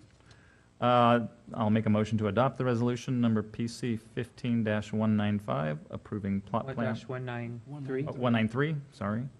I guess I should put my glasses on. Approving plot plan number 2014-146, subject to the attached conditions. As modified. As modified. I'd like to second that. Commissioner Folsom? Yes. Commissioner Carwin? Yes. Commissioner Phillips? Yes. Vice Chair Sobek? Yes. Chair Thomas? Yes. So, looks like we have a new school district building. Okay. Build away. Thank you. Thank you. Now go get us unified. Unification. That meeting's tomorrow at 2 p.m. Oh, really? I've been invited to be on that Bring discussion. that up in the commissioner comment section. Okay. I don't think we have comments anymore. No, at the end, we can. Okay, so let's move on to item 10.2, which is a consideration of an amendment to the Menifee Municipal Code regarding marijuana dispensaries and cultivation anywhere within the city. So, do we have a staff report? Thank you, Mr. Chairman, Commissioners. As the Commission is aware, you are working through different chapters of the new development code. For the reasons explained in the staff report, this particular chapter has been moved up in your overall process. Right now, the city has adopted 2 separate ordinances that deal with marijuana dispensaries, both fixed and mobile. In 2011, the fixed facilities were prohibited citywide. In 2013, mobile facilities were prohibited citywide. As the commission has commented on before, the city does have properties out there where people are growing marijuana. We have had a case where a property owner has called the city and says, I've got 5 acres of land, somebody wants to rent it, and they want to cultivate marijuana. Our rules don't particularly address that. We queried the city attorney on the issue, and we have a response from the city attorney that is in your report that identifies that the city is able to put in place standards that would either completely prohibit or set limits to the cultivation of marijuana. To be consistent with the CARE Act that was adopted by the voters of this state, staff is suggesting that you do allow on residential property where the individual that's growing the marijuana lives, that you allow for that cultivation for their personal use.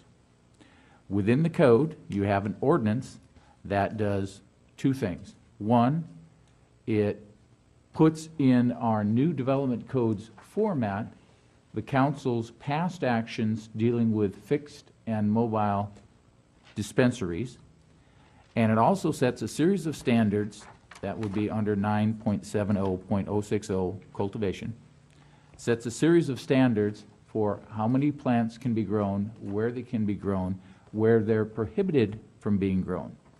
As I mentioned in the staff report, the city attorney had provided us with court case that illustrates how the city can establish standards. In addition to that, I was provided with an additional recent court case where it was also established that the number of plants that can be grown can be established as a local code. In addition to that, they established, the court held the city's opportunity to set physical separation limits from schools, bus stops, church, park, child care facilities, and youth-oriented facilities. That city also required that such growers register with the, I guess it's county, not city, that the county's rules requiring that they register with the county that they're growing their marijuana was upheld. That the growing of the marijuana had to be obscured by fencing so that you can't see it from the neighborhood, that there are setbacks associated with that. All of these requirements were challenged, and the court said, no, the county can have those rules. So now that we've got a couple of more rules, we may want to modify this to add a couple of more requirements. But what is in front of you now is staff's first effort at trying to establish limits, which include, and again, to be consistent with the Compassionate Care Act, to include the allowance for an individual, and I've got a very basic slideshow that presents what that very difficult language to create tries to illustrate as far as the limitation. If one property has one tenant, they would be allowed 6 mature plants or 12 immature plants. And in the ordinance, we define the difference between the two. One property with 2 tenants, you could have 12 mature or 24 immature plants. One property with any number of tenants on it, you're still restricted to 12 and 24.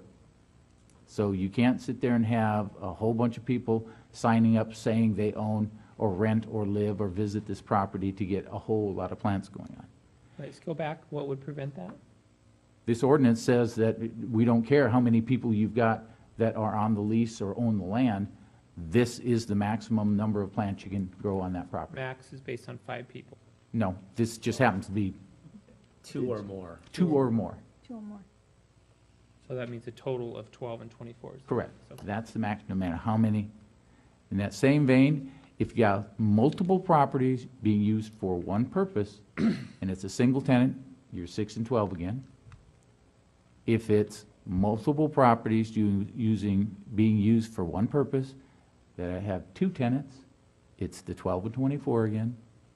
And if it's multiple properties with being used for one purpose, and no matter how many owners or tenants are there, you're still stuck with the 12 and 24. And why the multiple and used for one purpose? What we don't have is a situation where you've got several adjoining properties, possibly owned by one individual or one group, that each property gets to develop because if it's being used for one purpose, that one purpose would have to, by this code, be residential. And so you couldn't divide off, well, the house is on here, and we're gonna grow on this lot and that lot and that lot, because those aren't primary residences. So that's not what's allowed in here.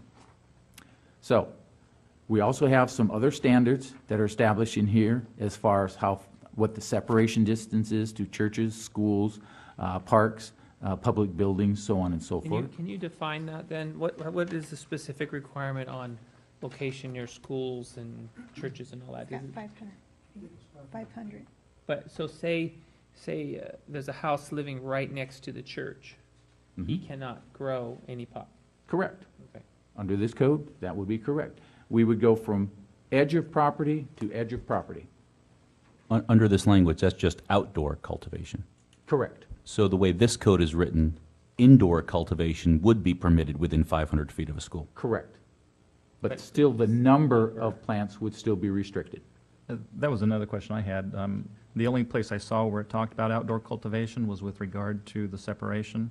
Is this intended to apply this entire section? Is it intended to apply to both indoor and outdoor cultivation? Yes. Okay. I think that should maybe be clearer in the language, if possible. We can change some language to make it clearer. We can try to do that. Since it lists it as a permitted activity on these designated properties, then it's an allowed activity, indoor or outdoor.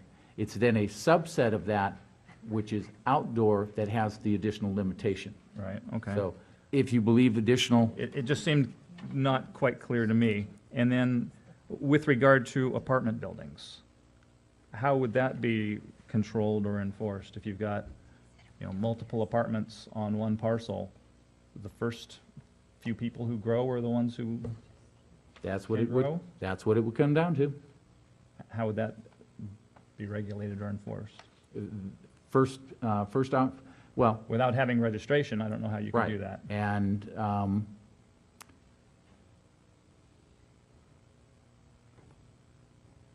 like with other limitations of this sort, it fundamentally comes down to a complaint response and then the city becoming aware of the situation. And if they became aware of the situation without there being a registration required, then fundamentally, the first one that gets told on gets their limitation, and then people that get told on, a complaint offered after that, are out of luck. And so, and they would have to work it out however they worked it out. It would not be a bad idea, now that we've gotten this information, to do some modifications to this to add in a few more of these issues so that we address that.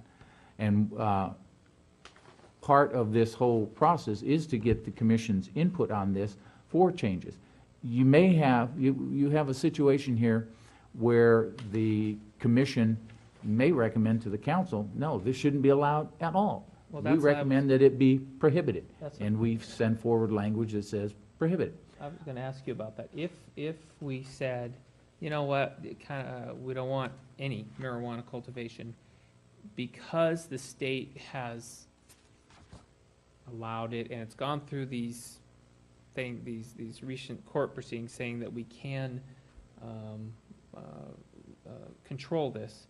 If we said none at all, would that be supportable, or would it come back in court decision saying, no, you have to allow something? In Well- other words, would it just be blown out of the water because we said no? There's, The attorney. there's a recent court case from the Court of Appeal saying that we can enact a full ban on cultivation of medical marijuana. There's another court case that says you can also regulate it. So really, you have complete authority at this point to decide what it is you want to do, whether it's a complete ban or, you know, a numerical limitation. It's up to the Planning Commission. So you have the opportunity to give guidance to staff, and we'll bring it back with changes. You could like what you see here today and forward it. You can forward a recommendation to completely ban it, as the attorney just commented on. If I could have the opportunity to finish my presentation, then questions from commission, and I'm not sure if the gentleman in the one gentleman left in the audience would choose to address the issue. You need to check his parcel. There's some large, a lot of very bright green plants growing there. That's for his horses. Yeah, those are for his horses. And as I said, we have the standards and so forth that are identified here.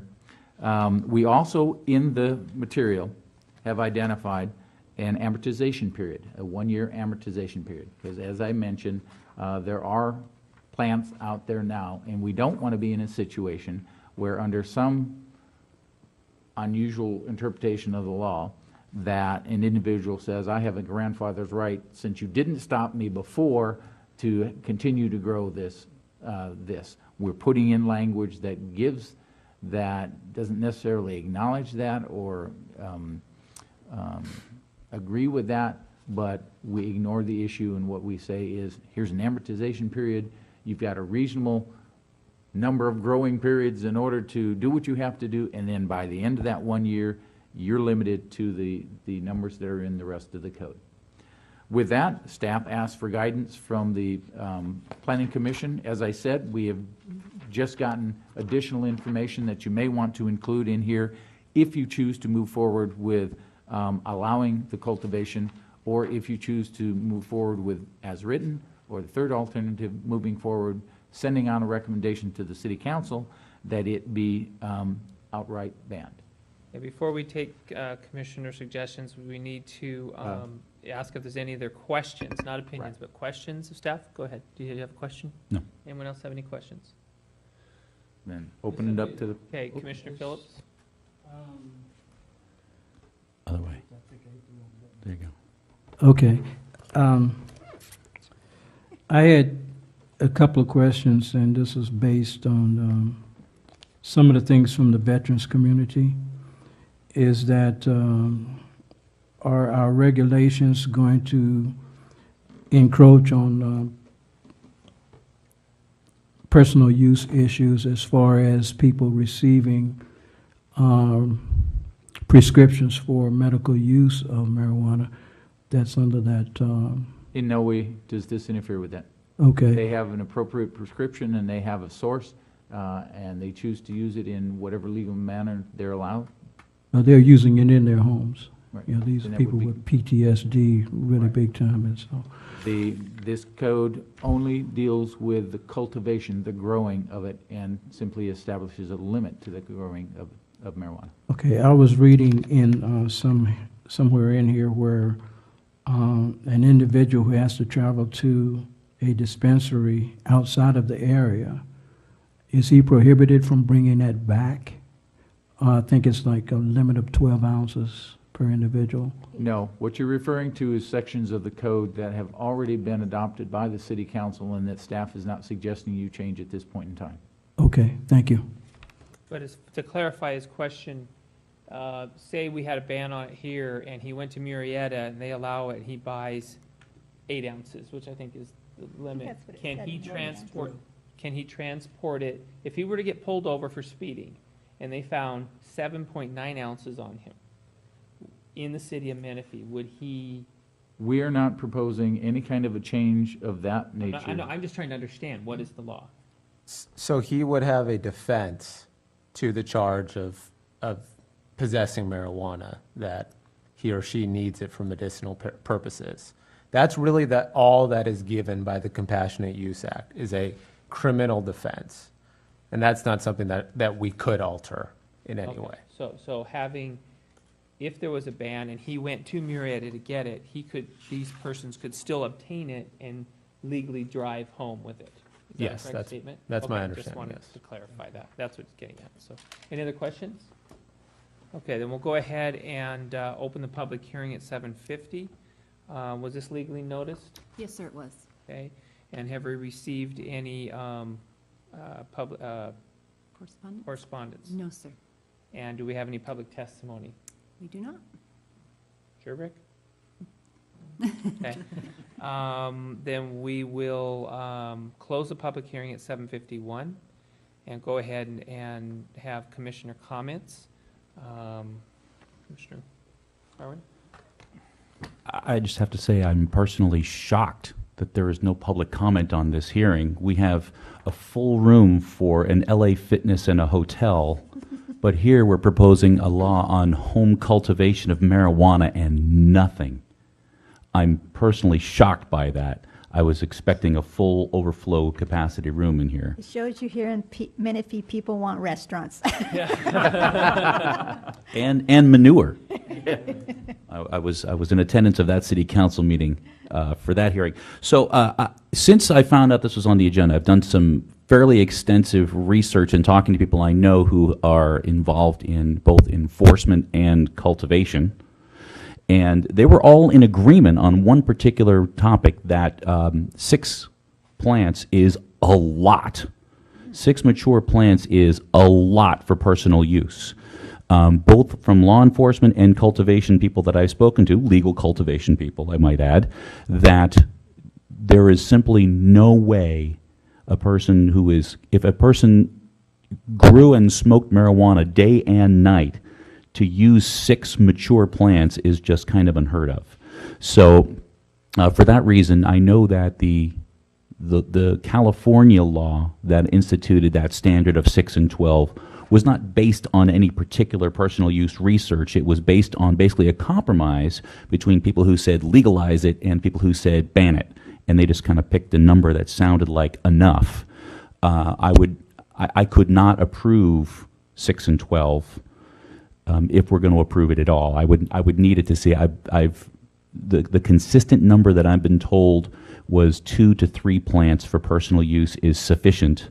There's forgive me if people are well aware of this, but it's a growing, the reason you have immature and mature plants is because it's a growing rotation. So you use one up and then the next batch comes through, and that way you always have mature plants available. Having that many is really kind of a lot. Secondarily, the other factor, and I was completely surprised by this, that both sides of the spectrum agreed on, was that we should not allow outdoor cultivation for any reason. For really 3 main reasons. One, that outdoor cultivation, when the plants are fully mature and bloom, create noxious fumes that permeate the entire neighborhood. You can smell it for blocks. If you have 6 full-grown, mature marijuana plants growing outside in somebody's backyard, it's all you can smell for blocks.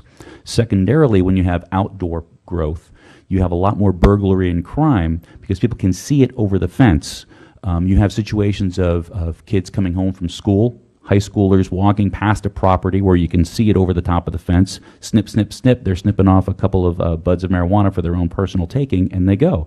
So then you can't regulate who takes it from the tree when they grow it. And I say tree on purpose because factor number 3 is when you grow outdoors, you can bombard the plants with growth materials and things like that. You are virtually unlimited as to the size of the plants. That is inherently limiting indoors. So if somebody has 2 or 3 plants indoors, they're limited by the size of their home, how big these things can get. 6 plants or 3 plants, the number of plants is not indicative of the production of those plants.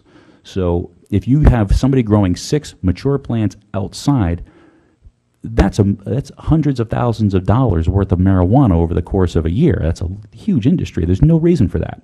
So for that reason, and just as a baseline, I'm not automatically opposed to home cultivation. in favor of the law that says that somebody with a prescription and needs it for medicinal purposes, the legitimacy of it, I've seen statistics, and whether it's true or not, I'm not automatically opposed to home cultivation in the city of Menifee.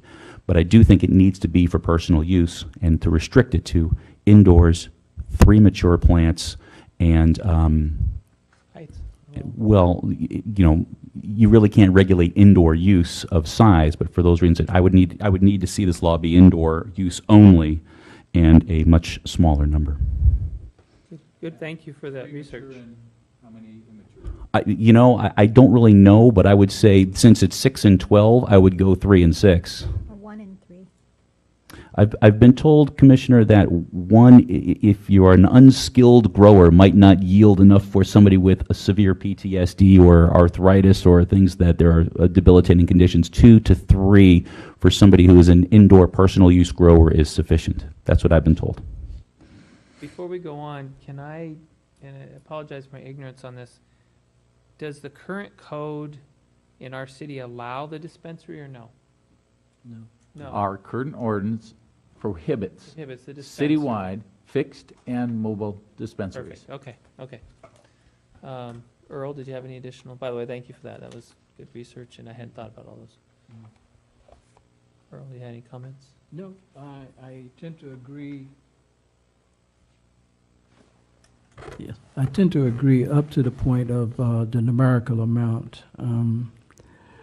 My sources tend to agree with the 1224. They had not, we had not gotten into whether or not the individual consuming the plants, because they used it for a variety of things. They were baking it, they were doing all kinds of other things just to get it in. The big thing for them was pain alleviation. So we hadn't looked at the numerical amount, but my sources tend to say 12 and 24 was adequate. Well, I guess, go ahead. Did you have? Yeah, ahead. well, I would just like to, I'd like to reiterate what I mentioned before, that I do think that it should, the language should state that it is indoor and outdoor that's being talked about, except where it's specifically talking about outdoor. And I do have that concern about, in the apartments, that it just doesn't quite seem fair. If you've got like this, for instance, this several hundred unit apartment building, and it's the first 12, I don't know how many people grow or don't grow, but unless there's some way of making it more fair, that just seems like it's a problem waiting to happen. And I do agree with the commissioner who did the research on the number of plants. I don't know what one of these yields, but I would probably be in favor of a lower number as well. Appreciate the comments that have been made. In light of the information that we've received from council tonight, and on some of the comments that have been made, and with this being such a new issue, I don't believe we have enough information to make a really good judgment call tonight. Also, I was looking over right in our staff report, the general plan. Some of the things that we're supposed to look for is potential benefits with potential impacts. I believe this would be that. We're supposed to create sustainable neighborhoods that encourage participation in neighborhood organizations to help and preserve neighborhoods, preserving and enhancing the character of the city in our rural areas, design concepts to enhance community safety, a community's quality of life.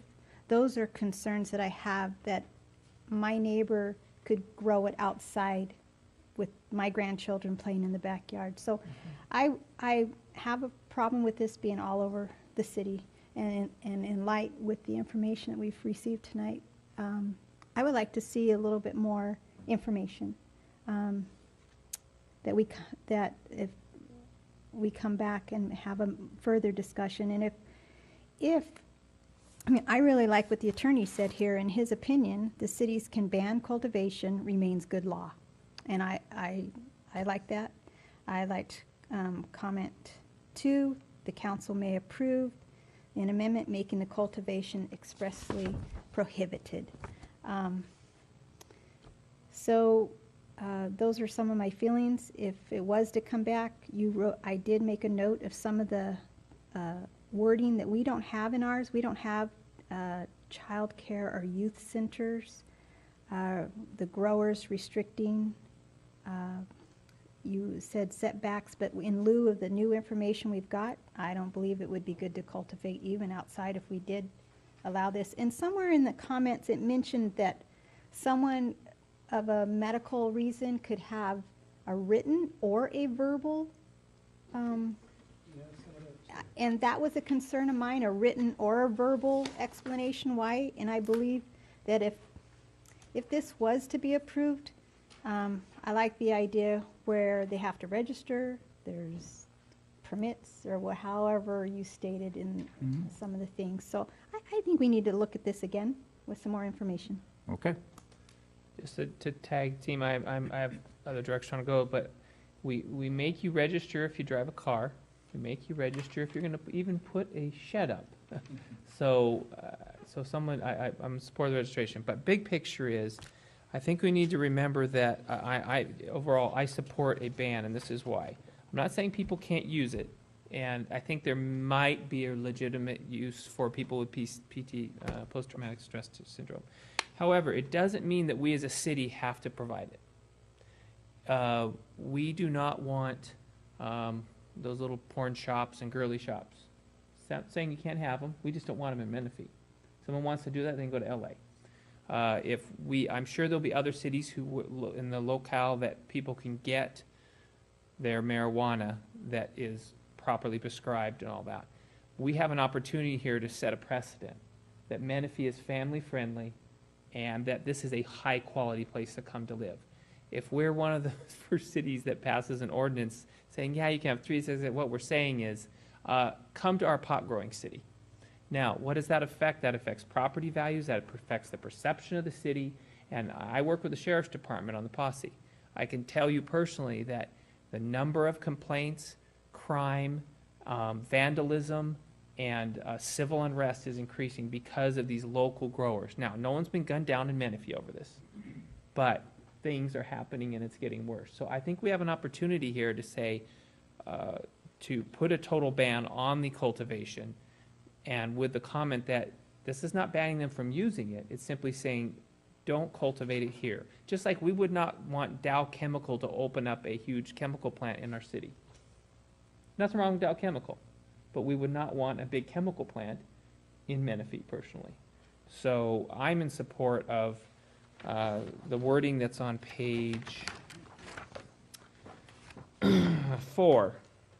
It's possible that if the council elects to expressly prohibit the cultivation entirely, it's the first paragraph, or beyond a specific number of plants, that any such restriction may be amortized. So for the guys who out there, there's parcels out here with 6-foot fences on them and some very mean dogs in them that are currently invested in, hey, give them an amortization period. But in the end, I think we should ban the cultivation of marijuana, and for the same reason that the council banned the dispensaries, portable and permanent. So those are my thoughts on it. I understand the whys of why some people are for it. I'm a believer in personal decisions, but we, as a planning commission, we're supposed to think of what benefits this city.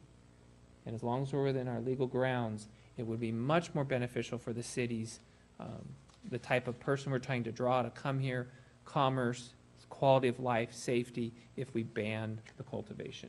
There's not much good that comes out of cultivation of marijuana.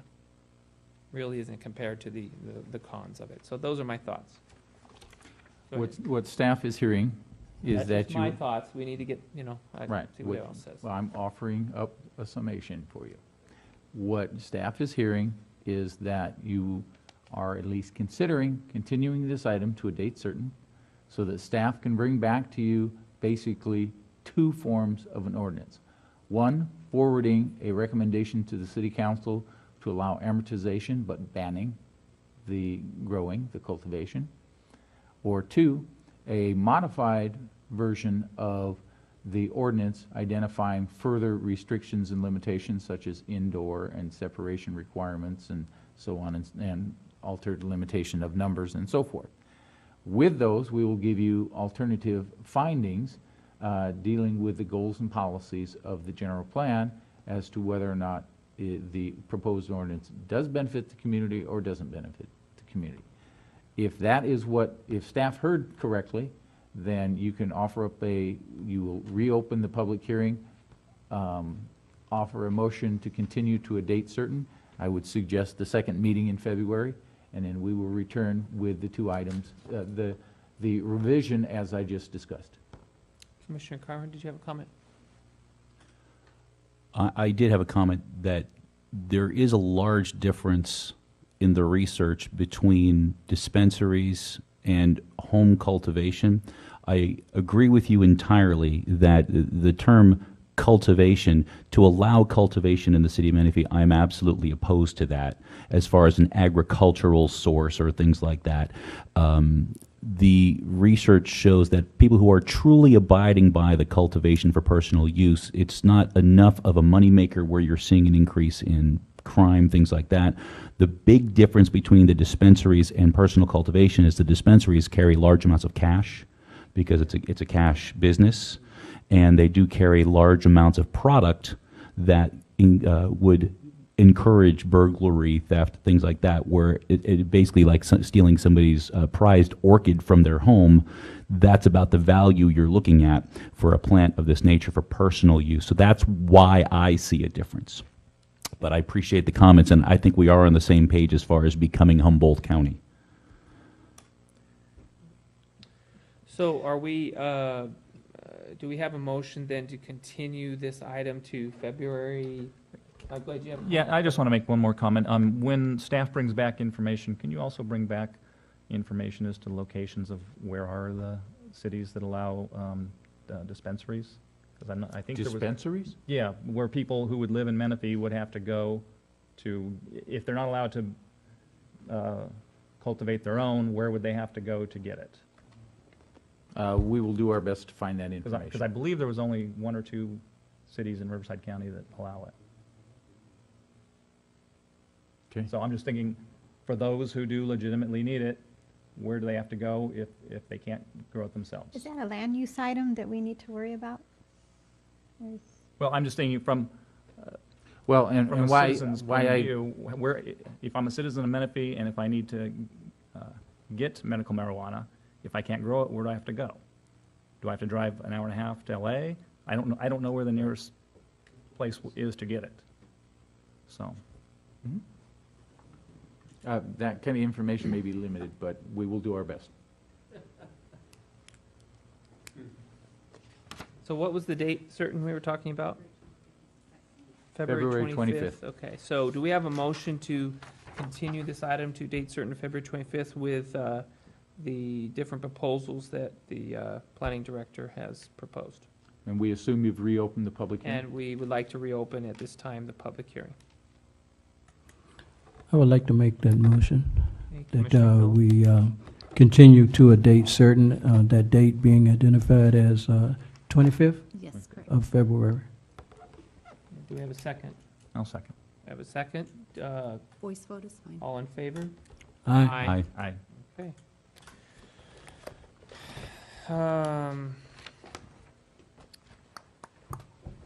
Next item is appointments to the Menifee Citizens Advisory Committee. Charles, would you like to explain that?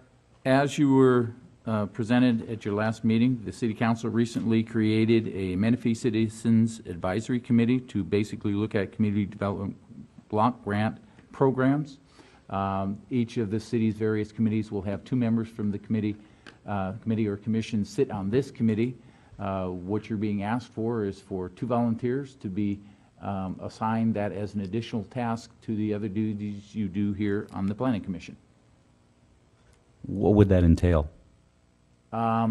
There are a few meetings that you have to attend. You would be involved in reviewing the submissions on an annual basis for requests from agencies and entities that are requesting money under the Community Development Block Grant Program, and then you would make a recommendation to the City Council as to which of those programs or activities to fund.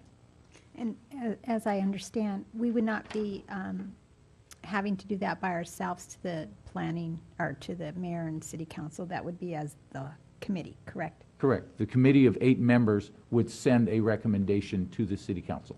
That's things like money for Boys and Girls Club or Sun City Concern. There's a chunk of money in every year. There's an allocation. I personally applied for a block grant under a county supervisor at one time for the Menifee School District, and went through that process. And we'll have to be reading those applications, I'm sure, and I believe that we might even be interviewing those applicants. So is there anybody who feels a desire to fulfill that? One good thing about it is if you're on the Menifee Citizens Advisory Committee, you do get a good feel for what's really going on in the community. You're talking to the citizens, so that contributes a lot, I think, to the commission. I'd accept that appointment. Would you like to do that? Sure. Okay. Thank you. I, too, wouldn't mind serving on that committee. So big, wonderful. Everyone else, other commissioners okay with that? I'm okay? Okay, so we have Commissioner Carwin and Commissioner Sobek, who are representatives on the Menifee Citizens Advisory Committee. Thank you. We have Community Development Director comments regarding to the Ethics and Brown Act Workshop. Correct. Also, as was noted previously at a previous commission meeting, we are looking to have the city attorney provide certain training to the commission. We asked for some dates. We didn't get anybody volunteering anything, so we made a couple suggestions here for possible future dates for these presentations. Alternate dates are completely up to the commission. We just put something on paper to give you a nudge in a direction. I have a question about that. I'm enrolled for the Planning Commission workshop that's going on in Newport Beach in March. And looking at that agenda, it looked like this was a particular item on that agenda. Would that be the same thing that's being offered here? Yes. Partially. It would fulfill partial of what will be presented in this workshop. So this workshop that's being offered on the agenda today, something in addition to what will Correct. be? There'll be a wider topic than just the Ethics and Brown Act. At the conference. No, by our training. Well, I'll let everybody know I'm not going to be in town on the first either of date. those dates? On the 5th. The 19th, I'm available. I'm not in love with any either, so I'm okay on the 19th. 19th will work for me. That okay, commissioners? Fine with me. Okay, so that would be the 6 o'clock workshop like we had today, except we would be doing the Brown Act and ethics. Will that be a public, or It will would we- be open to the public. Okay. It's not restricted. Okay. Will he have a big whiteboard? I think the city attorney is going to be presenting, but I'm sure it's going to be fantastic. I've gone through, from Rattan and Tucker, I've gone through a few in the past from them, and they've always been excellent. Now, I found that the best speakers always bring treats, so I'm just not saying it has to be, but when I do presentations, I always bring treats. Just throwing that out. I suggest that not appear in the minutes. Okay. Is there an estimated length of that presentation since it's not tied to a regular meeting? Is it a 2-hour estimated time on that? Yes, yeah, correct. It's And it will two- be it's- advertised as a special So- meeting. So so- you will be on your first meeting of February, you will be adjourning to a special meeting of the 19th. But, so we'll do 6 to 7, and we'll have to have another one to get the 2 hours. No. The 19th is not a regularly scheduled meeting. It will be Oh, it's a Thursday. right. Oh, It will okay. be a totally, a date Okay, totally I'm committed to going to that. need an email reminder on that one. Okay. I did have, Mr. Carwin brought up a point. You're planning on attending the Commissioners Academy? I am. Okay, so if we attend, like, this ethics, we don't need to attend that morning ethics session that begins at 8. We would not need to be there until the 12 o'clock. Correct. You would be covered. Yeah, this would cover it. So we would not Okay, so have to go to that morning. The one we're being offered here is more comprehensive than the one being offered at the, I believe so, yeah. Correct. fantastic. And I've attended the other one 2 years in a row, and I didn't have to, could have skipped a year, but it was good to get the Look how review. ethical you are now. It was good to get the review.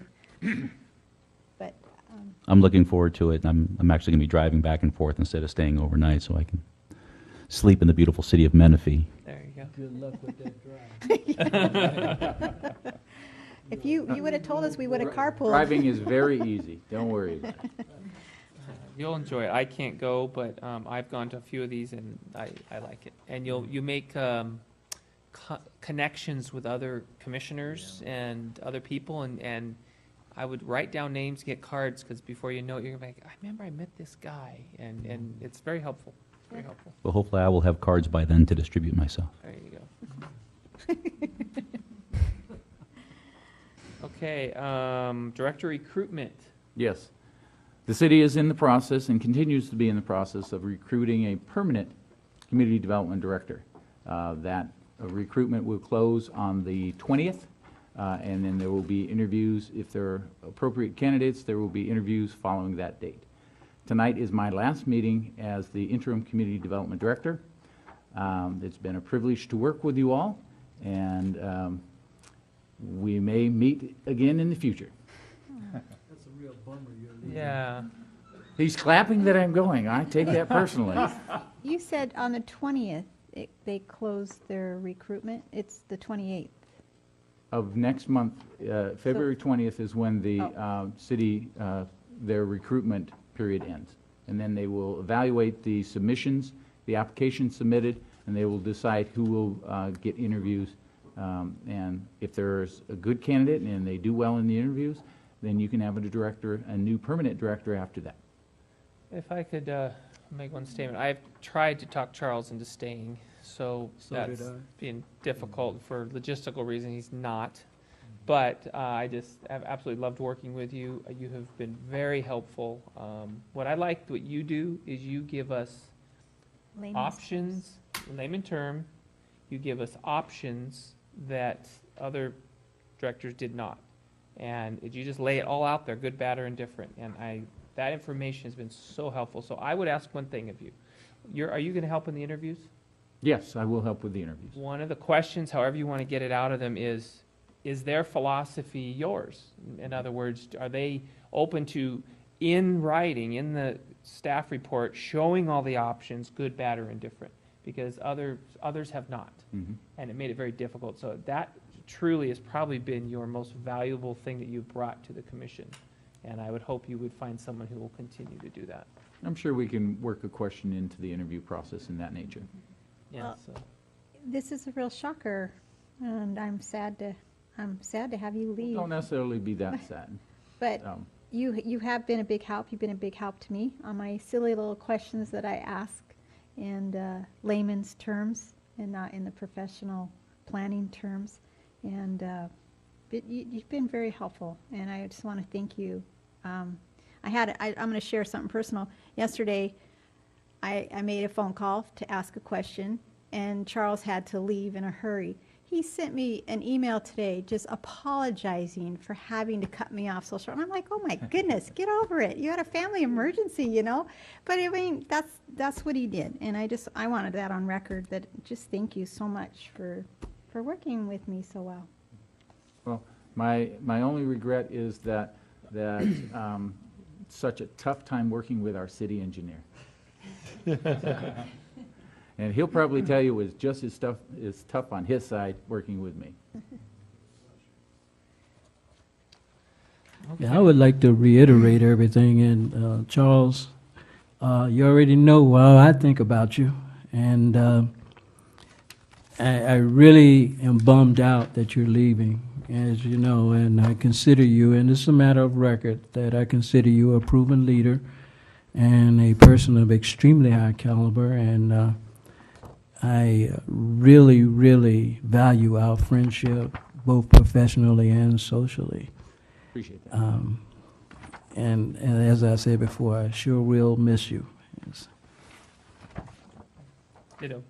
So, if there's, anyone have any commissioner comments, or it says reports on committee activities. We don't really have any committees at this Well, point. you will in the future with your citizens.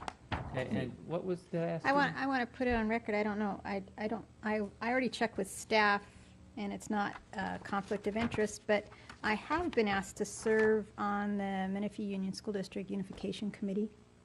And so if they're still going to allow me. after they- Your boss was not happy with you at the last meeting. So anyway, that first meeting is tomorrow at the school district office, and I'm planning on attending Is that. it just informational, or are they looking for input, or what are they? It's I believe they've asked people from all over walks of the community to serve on the committee, and I'm not sure exactly what we're going to do. So, Any other commissioner comments? Yes, I would like to, I guess, disclose that I was a guest of the Metropolitan Water District and Eastern Municipal Water District for a tour of the Colorado River Aqueduct this past weekend. I strongly recommend that we avail ourselves of the information that the water districts have available to the citizens as far as outreach is concerned. I've been on 2 tours, the State Water Project and the Colorado River Aqueduct projects, and these forays, or I should say tours, are really eye-opening. If you really want to find out about the water situation here in Southern California, I strongly recommend that you avail yourselves of these opportunities to visit these areas where our most critical resource, that being water, is managed, distributed, and procured. I had no idea of just how complex the water distribution systems and management systems are in Southern California, and I have a degree in water technology. And I just realized that I had only scratched a very, very minute portion of just what constitutes water issues here in Southern California. I strongly recommend that we continue or initiate some type of liaison with the water purveyors, not so much from a customer point of view, but from the point of view of us being decision makers, particularly when we are dealing with will serve letters and the water crises here in Riverside. That's all I have to say. It was a great 2 days. The food was great. And one other thing was we got to meet the people who actually work on these systems. And that was an eye-opening of how knowledgeable they were and how committed they were. I haven't seen anybody as committed to the public good as the people who service this huge, complex system of taking water from the Colorado River and bringing it 250 miles or so to us so that we can drink it and waste it. It was something, and I'm still going through how it impacted my way of thinking about how water is managed here in Southern California. Is there any news on, because of the rain and snow, are we at a certain percentage out of the drought at all, or? We're about 11 trillion gallons below what we need. So the 52 drops we've been getting, while it is a relief, that relief is envisioned only to last for maybe a week or two. But you have to understand that there are 30 million people here in Southern California that are using that water. or have screaming bloody murder because they're not getting their fair allocations. This only comes to our reality when we visit these farms. I was out in Palo Verde Irrigation District, and as you know, Palo Verde is a senior water rights owner. They get first dibs before anybody else does. And they have committed to using avant-garde technologies as far as irrigation of their lands. We visited one of the largest largest farming areas there. It's called Heyday Farms. He's got contracts with China where he's actually exporting hay to China. And they took us through a whole tour of how they moved their technology to a different type of system just so that they can conserve water that is actually being transferred to Metropolitan and Eastern Municipal. And so it's not like we are the only people on the block that are using that water. But the Colorado River, that water is being reallocated primarily because we're not getting the traditional amount in either Lake Mead or Lake Powell, which are our traditional holding areas. Mexico has also made noise. The 29 tribes that also have water rights holders. Everybody is clamoring for their share. And so the onus is primarily on the Metropolitan Water District, and Eastern Municipal to manage that water resources that they get very, very wisely. And hence you will hear desalinization coming about. We've already started desalinization projects here in Paris. Menifee, we already have ours. We have a desal plant. There's one being refurbished down in Yuma, and we're going to be getting the credit for that. And the whole idea is to provide sustainable water for Southern California. Menifee is an end user, so whatever the game is, we have to abide by those rules. I found the whole Metropolitan, the folks who run that operation, to be very, very knowledgeable as well as very, very proactive in trying to put forth a positive image as to water purveying here in Southern California. Granted, they're an extremely powerful lobby, and they got the only game in town, but they are doing right by the citizens. And you can see this when you go from the intake plant at Parker Dam, where I was last Sunday, all the way to Lake Matthews. So we've got good people who have our backs, but they need our support, because the O&M costs for maintaining the water grid is just tremendous. And very often the public is adverse to spending the bucks because they don't understand how the water grid works. And this is something that we as decision makers need to put an ear to, at least listen to those folks. Okay, thank you. Mm-hmm. Any other comments? Oh, I didn't spend any of the city's money. Okay. Do we have a motion to adjourn? I make a motion, we adjourn. Do we have a second? Second. All in favor? Aye. Aye. Good night.